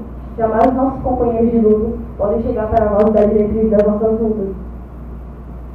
Nós não queremos, de forma alguma, que meus companheiros agradeço muitas vezes pelo apoio que muitos dão para a gente. Os meninos aqui da Geatas, eu gosto bastante com eles, Miguel, o Café, eles me ajudou bastante nesse período de batucada e criação de eventos femininos, sempre me apoiando e me incentivando. Então, de forma alguma, eu quero que meus companheiros de luta não estejam comigo. Eu quero que eles sejam presentes e sejam aliados nessa luta contra o patriarcalismo e o capitalismo. Mas eu só não quero que eles sejam protagonistas. Jamais cheguem tomando a cena, um movimento que é nosso, que é meu, que é seu, que é nosso. E assim, a questão dessa organização, desse espaço que é para esses grupos coletivos, articulações do meio feminista, é um espaço para a mulher, é um espaço para a gente desenvolver as nossas habilidades. Eu já escutei várias vezes que nós precisamos de homens no movimento feminista para termos respeito na sociedade. Eu quero dizer para todos os nossos companheiros que pensam e que acham que eu preciso de um homem no movimento feminista, desculpa, se o nosso empoderamento de assunto foi continua assustando, porque eu não preciso de você na cena para tomar as minhas diretrizes. Eu não preciso de um homem no movimento para ter respeito, para que o movimento seja respeitado pela sociedade, bem visto, como eu já vi. Um monte de mulher que se na rua não vai ser bem vista pela sociedade, por isso tem que ter um homem. E aí, a minha luta perde valor, porque eu não tenho um homem comigo no movimento. Como se nós não fôssemos capazes de lutar, de desorganizar, como se tudo que nós fizéssemos não é suficiente. Então, essa questão da... uma situação muito bombardista, que nós somos indefesos, nós precisamos de ajuda. E por isso eu acho importante nesse espaço a gente se auto-organize, a gente busque coletivos, se não tem, crie coletivos com seus amigos da sua cidade, busque essa união do movimento feminista, porque nós somos mulheres, nós sofremos uma grande opressão da sociedade, um patriarcalismo, um capitalismo à solta, brutal mesmo na nossa realidade. Como a gente dizia aqui, muitas mulheres são estupradas, muitas mulheres, fora o estupro, fora a violência física, tem uma violência constitucional quando nós não temos liberdade sobre o nosso próprio corpo. Quando nós nos vemos obrigadas a aceitar certas coisas na sociedade. Por isso que eu acho importante essa nossa auto-organização, esse nosso espaço. Assim, eu me estudo feminista, eu acredito que as mulheres deveriam se aproximar, como a gente já falou, mais dessa luta, pois é o que envolve nossas vidas.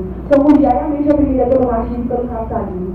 Muitos acreditam que com o fim do capitalismo vamos nos ver livres do sexismo. Mas a gente sabe que o sexismo não depende do capitalismo. O sexismo existe muito antes do capitalismo. Em tese, o capitalismo ele pode acabar com o sexismo, mas isso é tese mesmo. Isso não passa. Porque o capitalismo se apropriou de operações nossas para lucrar. Como a gente tinha falado anteriormente, a nossa feminilidade ela foi corrompida. Hoje a minha feminilidade está relacionada à beleza, à estética e ao comportamento.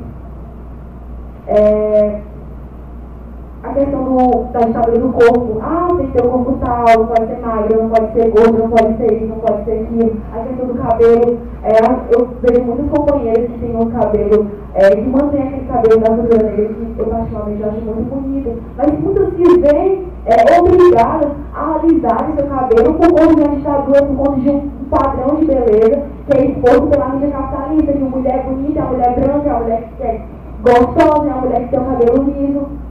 E essas companheiras acabam entrando nessa vibe e se rendendo essa opressão do capitalismo que foi.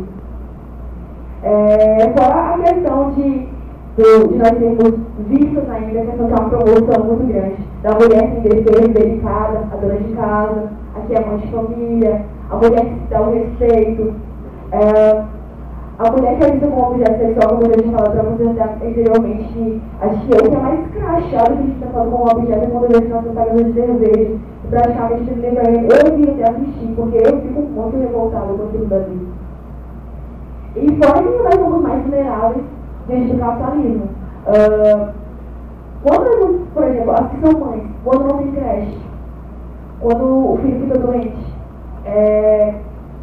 quando não tem uma assistência, quando não tem uma assistência do pai, então tudo recorre para a mulher. Então nós somos mais vulneráveis economicamente diante do capitalismo. A mulher, dizem que a mulher gasta muito, mas a mulher ela é biologicamente para gastar muito. Pelas nossas questões de ciclos biológicos, pelas coisas que a gente já falou anteriormente, da mulher que tem filho, e que se vê praticamente sozinha e tem que sustentar a criança. Então quando não tem creche. E detalhe, para o capitalismo é muito mais favorável contratar um homem do que a mulher. Porque quando nós engravidamos, nós temos licença maternidade. E vamos passar esse tempo com a licença, né, mais remunerado. Fora que quando nosso filho adoece, a gente vai ter que sair do trabalho para ele se distrair para cuidar da criança. E isso já vai perdendo, aquela empresa vai perdendo lucro. Então, além de nós sermos mais vulneráveis economicamente pela questão da falta de estrutura que tem, ainda nós somos um pouco excluídas diante do capitalismo quando é transportado entre o homem e a mulher que não tem que contratar um homem, pela questão dos gastos. Porque nós, do capitalismo, nós somos um prejuízo. E assim, como a gente falou anteriormente, o sexismo ele não depende do capitalismo. E assim, muitos companheiros eu já escutei umas 2 ou 3 vezes de alguns companheiros que criticaram o feminismo, falando que o feminismo é uma perda de tempo, como se estivesse fugindo do foco, que é acabar com as classes da sociedade. Eu vejo até com uma visão assim, um pouco dogmática de achar que tudo é só questão da classe, não só destruir classe, e não vem a opressão que a mulher vive fora isso. E assim, o sexismo ele é presente, ele existe e precisa ser combatido. E assim, a questão de sexismo não está presente na classe pobre. Ele está presente na classe rica. Você acha que a mulher que é rica também não é oprimida? A mulher que é rica é oprimida, continua sendo oprimida dentro da própria classe. E o sexismo oprimir desde a mulher pobre até a mulher rica, no menor ou maior grau, o sexismo oprime todos nós. Então nós precisamos lutar e combater o sexismo na sociedade. E aos nossos companheiros que acham que quando eu estou me titulando feminista, quando eu estou lutando pelo feminismo, eu estou perdendo meu foco no anarquismo por não dedicar meu tempo total à questão da quebra do fim de classe. Eu quero dizer para eles que eu também luto pelo fim de classe, porque a classe também continua me oprimindo quando a mulher rica tem o direito de... A gente sabe que a legalização do aborto no Brasil ainda não, infelizmente, ainda não aconteceu. Creio que nos próximos anos nós poderemos abortar seguramente, porque é uma luta que está sendo travada a todo vapor. E assim, mas, voltando, quando a mulher pobre ela não se vê, não tem onde abortar, a mulher rica ela pode pagar um avião, uma viagem e tal, e abortar no exterior. E assim, eu também luto pela classe a partir desse momento, que eu vejo que a mulher rica está me oprimindo pela questão de ter o dinheiro e eu não poder ter a mesma condição de vida, uma condição decente de vida. Então a gente também luta pelo fim de classe, mas a gente também vê que tem coisas que precisam ser combatidas dentro dessa vertente. Porque também nós vivemos uma sociedade anarquista sem a classe, mas existe a questão da opressão da mulher. Eu já li alguns livros, né, sobre feminismo e falam muito que algumas companheiras acabam desabafando o que elas falam. Parece que não basta ser o maior anarquista de todos, ser o mais dedicado, ser o mais libertário de todos dentro de casa, continua querendo ser o mestre de casa, que continua querendo mandar na sua mulher. Continua querendo chegar em casa e deitar enquanto sua mulher está na cozinha enquanto tudo. Então, assim, isso precisa ser visto, isso precisa ser analisado sim. Sexismo é algo sério e a gente precisa sim lutar por isso. E não é uma perda de tempo eu estar dedicando meu tempo contra o sexismo. E como eu já falava, né, que o sexismo, machismo, patriarcalismo precisa ser combatido. Pois as opressões sexuais estão à solta. Eu não posso ter liberdade de ser lésbica, eu não posso ter liberdade de ter uma vida sexual livre e aberta. A minha opressão começa quando eu ando na rua e recebo cantadas, quando minhas escolhas são violadas, quando eu não tenho uma autonomia no meu corpo. E ultimamente eu vi uma notícia que me chocou bastante. Isso só foi comprovar ainda mais que nós não temos nenhuma autonomia para o nosso corpo. Uma companheira, uma mulher, foi obrigada a ir para a maternidade, ter seu filho lá. E a gente sabe que os partos da maternidade às vezes não são nada humanidade. A gente sabe quantos nossos companheiros sofrem quando vai ter filho na maternidade. E teve mandado judicial, foi polícia, foi tudo buscar essa mulher lá na casa dela, para ela poder ter um filho no hospital. E onde está a nossa liberdade? Onde está a nossa autonomia sobre o nosso corpo? E o mesmo questionamento que eu faço quando eu me refiro ao aborto, que é um tema tão complicado e complexo. Quando a gente tem temas mais complicados que existem no meio feminino, é a questão da auto-organização, quando nós falamos que nós não dependemos de um homem, de um companheiro, para nós conseguirmos a nossa emancipação, porque nós somos protagonistas. Eu acho que outro tema bem polêmico é a questão do aborto. Infelizmente, a gente tem que conviver com essa hipocrisia, a gente tem que conviver com esse moralismo na sociedade que não nos permite termos autonomia sobre o nosso próprio corpo. A gente é obrigada a ter um filho desejado, a gente é obrigada a sentir o peso da maternidade. Assim, infelizmente a maternidade ela é assustadoramente muito mais brutal para a mulher, porque às vezes a mulher vai começar a mudar desde o corpo, porque vai ter uma criança dentro de você. Então começa a mudança pelo corpo e depois começa a mudança social. Muitas mulheres têm que deixar de estudar, trabalhar, para criar esse filho. E muitos não estão dispostos a isso. Outras não têm nem condição de criar, se cuidar e mais de criar de um filho. E assim, sempre quando eu toco essa questão de aborto, eu peço para que as pessoas que sejam contra tentem imaginar. Você imagina, cara, você não tem condição de se criar, de cuidar da sua família, aí você vai ter uma criança. Você não tem uma renda para sustentar essa uma criança que exige gasto. Muitas vezes você não é desempregada, não tem um apoio paterno. E não vê outro motivo a você abortar, porque você não tem medo de sustentar aquela criança. Aí quando você decide abortar, você vê que o aborto no Brasil não é legalizado, e você recorre a meios ilícitos, a fins legais. Muitas mulheres não chegam nem a sair dali vivas, morrem mesmo pelos descasos que é necessário de aborto. Eu não sei dar o número exato de quantos companheiros nossos morreram em clínicas de aborto, mas é um número muito brutal, é um número muito sério.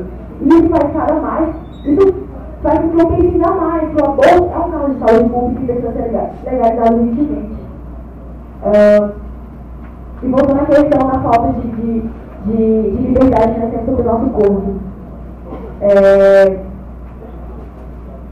E assim, fora a questão da gente não ter liberdade não poder ter a liberdade do nosso corpo, nós temos que aguentar a moral, a hipocrisia da igreja querendo mandar no meu corpo, que é o que mais me revolta. Eu não acredito em igreja, porque não vai querer mandar em mim, porque não vai querer decidir o que eu faço com o meu útero ou não, com o que eu faço da minha vida ou não.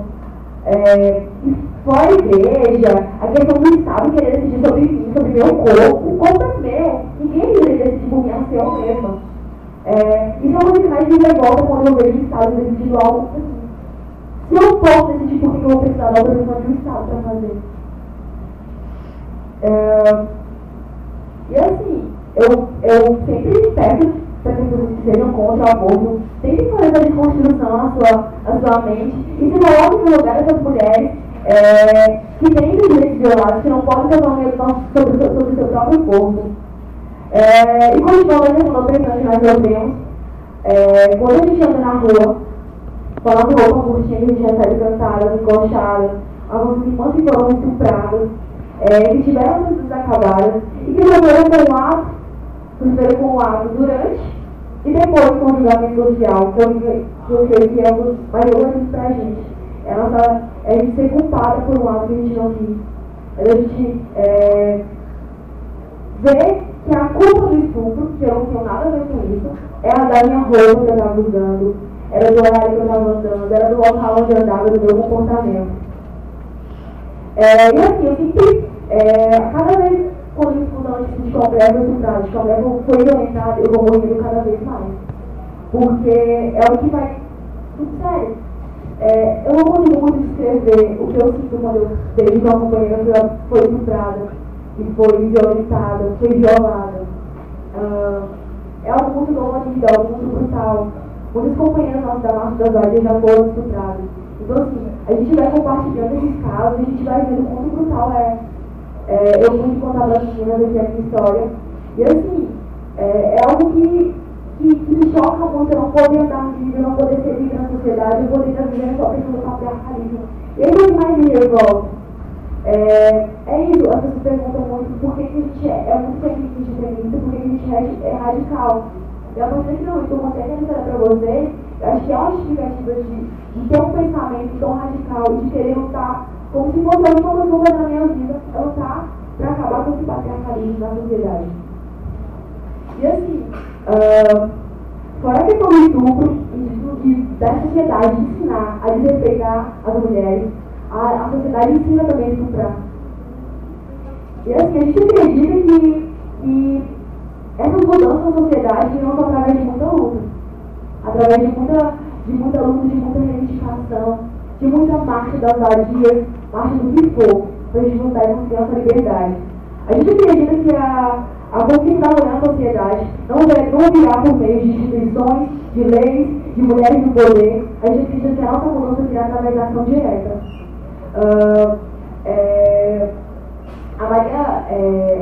A Maria Lacerda, ela fala uma frase muito bacana em relação das mulheres que podemos ser isso que a gente defende até hoje, que o que vai mudar o sexismo na sociedade é umas mulheres estarem no poder.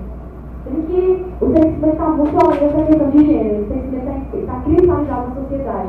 Então não basta a mulher estar no poder para mudar esse sexismo que está cristalizado em todos nós. E ela fala uma frase assim, não será com mulheres no poder que resolveremos o problema das que estão lutantes nas ruas e na cozinha.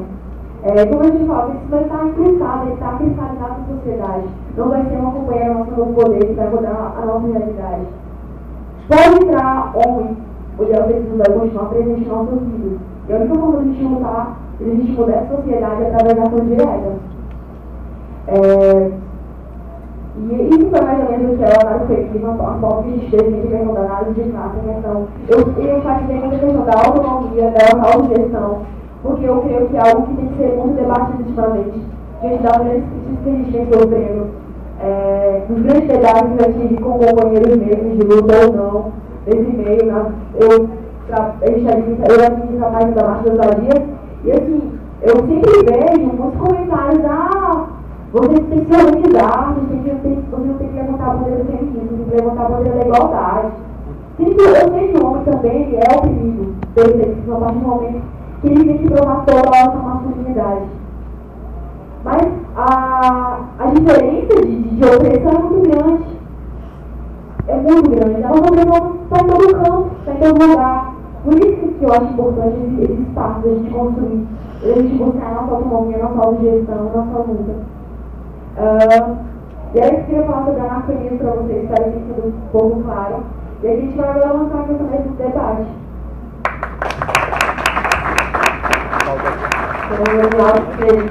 Também.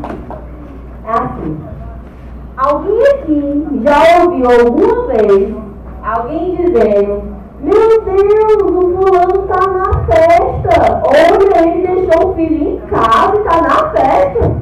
Eu nunca ouvi. Meu Deus, o fulano está aqui essa hora da noite no bar com os amigos se divertindo e os filhos dele estão em casa? Que coisa absurda, porque eu nunca ouvi. Mas eu já ouvi o contrário. Eu sou mãe solteira, eu engravidei adolescente e eu sofri muito tipo de opressão porque eu não podia estar em qualquer outro lugar porque eu sempre ouvi esse tipo de coisa. Como é que essa menina fica na universidade até essa hora e deixa o menino em casa com os outros? E dentro de casa. Como é que tu fica na universidade e deixa o menino até outras coisas assim, né? Por que eu estou no GA, por que eu estou nessas coisas tudinho e deixa o meu menino em casa? Então é muito complicado ser mulher. A gente sofre opressão por ser mulher. E aqui eu quero fazer esse link com a questão da identidade de gênero, que não são só as mulheres, são pessoas que se reconhecem como mulheres. E aí eu quero abrir esse recorte também para a população LGBTI, né? Então as pessoas que têm esse reconhecimento enquanto mulher, sejam elas do sexo biológico, sejam elas travestis, transexuais, transgêneros, elas sofrem essa opressão. Elas sofrem por serem vistas como sexo frágil na sociedade, né? E a gente vê que isso está, assim, diretamente ligado à questão dessa opressão que o Estado capitalista também nos coloca. É como se uma coisa alimentasse a outra, né? O Estado capitalista alimenta o patriarcado, que o patriarcado alimenta esse capitalismo, que alimenta essa moral absurda, essa hipocrisia que diz que as mulheres devem agir de tal maneira, que os homens devem agir de tal maneira. Então tudo isso vai se retroalimentando e vai fomentando essa discussão de opressão, né? E aí a gente vê coisas absurdas, como por exemplo o que aconteceu em Teresina na semana passada. Se essa mística aqui acontecendo me incomodou, eu fiquei tocada. Assim, mexeu comigo porque eu sei que isso é uma violência imensa que as pessoas naturalizam, que as pessoas invisibilizam, né? Que as mulheres sofrem no ônibus, no metrô, na volta para casa, todos os dias, no trabalho, e que as pessoas não estão nem aí. Acho natural mulher passar por esse tipo de coisa. E aí, quando veicularam a notícia, semana passada, de uma mulher, moradora de rua, que foi estuprada, que abriram seu corpo, retiraram os órgãos internos, cortaram sua vagina e colocaram a vagina dela dentro da boca dela, a gente vê assim o absurdo que a gente está tendo que lutar todos os dias. E como isso é legitimado? Porque além disso, as pessoas dizem: ela é uma moradora de rua. Eles enfocam, mas enfatizam. Não, mas era assim, aquela moradora de rua indo mafuar, que ficava ali pela rua do mercado, e aí foi morta. Como se isso legitimasse, como se isso justificasse. Porque a moradora de rua, ela poderia ser abusada por qualquer um. Porque ela andava com roupas curtas, ela poderia ser estuprada por qualquer um. Então, legitima a ação culpabilizando a mulher, porque é moradora de rua. Então é muito complicado a gente lidar com esse tipo de situação quando as pessoas que têm um nível de instrução, pessoas que passaram pela universidade, pessoas que a gente acha que vão pensar diferente, dizem, mas se ela andasse mais vestida, não tinha acontecido isso. Né? Quando você ouve pessoas que você acha que deveriam ser referência em desconstrução de opressões, desconstrução de preconceitos, se essas meninas estivessem em casa, não estavam sofrendo abuso sexual. E aí você vê, eu trabalho na vara da infância e juventude. E a maioria dos casos, dos processos da vara da infância e juventude, tem algum caso de abuso sexual nas crianças e adolescentes. Agora você acha que do percentual de abusos de crianças e adolescentes, 51% acontecem com crianças e adolescentes até 13 anos. Você acha que até 13 anos ele estava querendo? Você acha que a criança que é abusada pelo padrasto, como eu tenho inúmeros processos na minha mesa, de meninas que são abusadas pelos seus padrastos, ela estava querendo? Não, ela não estava querendo. Foi esse patriarcalismo que legitimou a ação. E a própria mãe, que não sabe lidar com isso, acaba muitas das vezes culpabilizando a filha. Então são muitos os casos que a gente lida lá na vara da infância, que a mãe disse que a culpa era dela. Que a mãe disse pra mim, não, deixa essa menina aí no abrigo mesmo. Eu não quero mais minha filha, não. Então, quando a gente lida com a situação, primeiramente eu me revolto. Eu fico revoltadíssima no meio das coisas. Depois eu não vou apontar o dedo para a cara da mãe e achar que a mãe é a pior pessoa do mundo. Eu seria leviana demais se eu fizesse isso. A gente tem que contextualizar esse problema. Achar que não é aquela ponta do iceberg que está ali aparecendo. É muito maior quando eu lido com essas questões. E ano passado eu trabalhava na vara da Maria da Penha. Ouvia outros absurdos também, do cara, a polícia chegar, pegar o flagrante do cara que está espancando sua mulher, e o cara revoltadíssimo na delegacia, dizendo que não entende porque a polícia levou ele para lá, porque ele só estava batendo na mulher dele, reforçando dele, dizendo que era a propriedade dele, e ele não entendia por que a polícia, o órgão externo, estava entrando na casa dele para brigar com ele, como se tivesse quebrado a mulher na casa dele. Assim, e inúmeros casos semelhantes, né? E o cara fica revoltado porque os outros vão querer meter a mulher lá, ele está batendo a mulher dele. E aí a gente vê como essas populações que se reconhecem como mulheres, eu sempre gosto de frisar isso, as travestis também sofrem muito disso. É uma travesti. Quando eu morava em Parnaíba no passado, uma travesti foi morta e muita gente dizia isso. Era porque era travesti, estava no meio da rua de madrugada. Então o fato de ser travesti e de estar no meio da rua de madrugada quer dizer que ela está pedindo para morrer. Acho que essa é a ligação que deve ter na cabeça das pessoas. E isso é um absurdo. Então, quando na minha cabeça eu vejo essa luta do movimento feminista, ela é uma luta muito maior. É uma luta do movimento feminista, do movimento LGBT, dos movimentos de minorias. E por isso ela precisa ser fortalecida. Muitas vezes, como a gente falou, as pessoas dizem, por que vocês não lutam pela igualdade? Não. Há questões que são específicas que a gente precisa lutar, que as mulheres sentem. Eu acho sim, eu sempre vi, questiono e é polêmico, como a gente falou, que os camaradas têm que estar com a gente na luta. Isso eu sempre reforço. Eu disse que eu acho que tem que ter um feminista mesmo. E tem que ter mais um feminista. Agora, protagonista da luta, as mulheres que sofrem isso. As travestis, as pessoas que se reconhecem com identidade de gênero de mulheres. Elas devem ser as protagonistas dessa luta. Embora eu esteja aqui nesse momento convocando a maioria dessa plenária aqui que são de homens, que se façam homens feministas. Que a gente abraça a luta dessa causa. Porque é uma causa anarquista. Ser anarquista é também ser feminista. Quando eu vejo uma história de dizer que tem um anarquista fazendo piada machista, para mim não é anarquista. Quando eu vejo história de punk que faz letra homofóbica, para mim não é punk. Porque punk para mim é galera de luta. E a galera de luta reconhece o feminismo como uma luta legítima da classe que está lutando contra o capital. Então, se você se reconhece punk, se você se reconhece anarquista, você naturalmente vai se reconhecer feminista. Porque é uma luta também contra o capital ser feminista. Então, eu acho que todos nós temos sim que engrossar muito o feminismo, para que a gente consiga, todos os dias, no nosso trabalho, na nossa escola, no nosso cotidiano, na nossa comunidade, quebrar com esses paradigmas. É quando a sua mãe deixa o seu irmão sair de noite, não deixa sua irmã. E aí você começa a discussão. Por que meu irmão pode ficar na rua até 10, 11 horas da noite e a minha irmã tem que voltar cedo para casa? Então, nessas pequenas desconstruções do nosso cotidiano, a gente vai, de certa forma, quebrando essas amarras do machismo. E também das grandes. Eu acho que nós, anarquistas, temos que pensar a médio, curto e longo prazo. A gente quer a revolução, a gente quer a quebra dessa estrutura, eu quero. Mas também não vou achar que é só isso que eu tenho que fazer. Que eu vou só ler um bagulhinho pro dono na testa e tá maravilhoso. A gente também tem que fazer essa ação direta nos nossos cotidianos, né? E aí a questão do aborto, que eu queria falar também, que é outro tema muito polêmico, aí a gente vê essa remuneração do problema do aborto, lá na fala da infância que eu também estou trabalhando. Inúmeros processos de negligência e abandono, ou de moradora de rua, ou de mulheres com problema com álcool e drogas, com transtorno mental, que por não termos uma política de aborto de saúde pública, essas mulheres são penalizadas, repenalizadas, essas crianças são marginalizadas e ficam lotando os abrigos. Aqui a gente tem uma normativa do Ministério do Desenvolvimento Social e Combate à Fome que diz que as instituições de acolhimento de crianças e adolescentes devem ter no máximo 20 crianças por instituição. Aqui em Teresina as instituições têm 80, 90 crianças.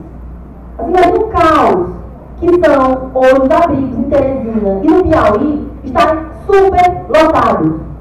E é uma medida de proteção, é uma medida do Estatuto da Criança de proteção às crianças e adolescentes. E estão lá sendo revitimizados, porque um abrigo que tem 90 crianças, não dá para essas 90 crianças estarem sendo bem cuidadas. Não tem a mínima condição dessas 90 crianças estarem sendo cuidadas com afeto. Está super lotado. E aí a gente vai analisar as causas disso. Essa mãe não queria engravidar, já estava trancada na gestação, e aí ela engravidou, ela não foi apoiada por ninguém, não foi apoiada da família, acabou entregando a criança no abrigo ou para outra pessoa. Então, esses problemas estão todos interconectados. A questão do patriarcalismo, ele é uma série de expressões da questão social que a gente precisa atuar em cima disso. Então, eu quero só finalizar a minha fala convocando todos nós anarquistas para engrossarmos o corpo da luta feminista. É isso. Certo, assim.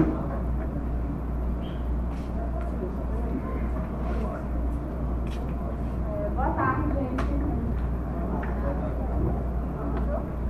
Meu nome é Ana Sueli, eu sou de Parnaíba, sou do quinto período de História e gosto muito de ler alguns textos baseados no anarquismo e quando passei a conhecer mais sobre o anarcofeminismo me interessei muito.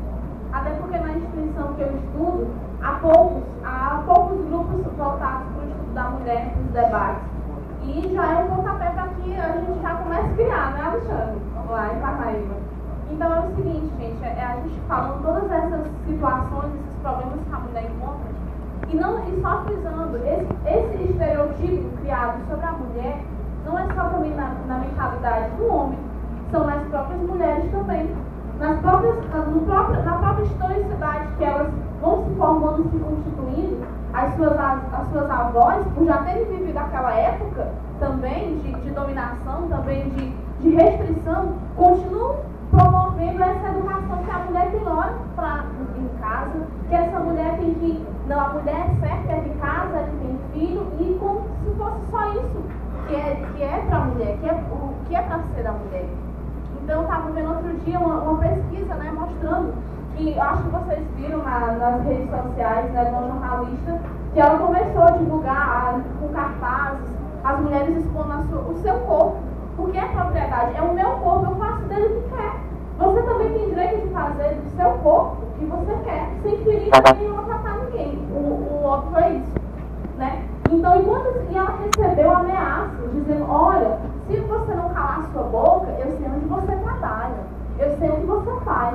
E outra coisa, ela recebeu essa ameaça, assim, sabe, perspicaz, pertinente. E aí o cara ainda dizia assim, creio eu que foi um homem, né, não generalizando, mas pela maneira como é expressado lá, ele falou, olha, se você não calar sua boca, eu vou fazer aquilo que o seu marido não está passando com você. Entendeu? Então, tipo, a mulher, às vezes, ou melhor, a mulher não tem nem liberdade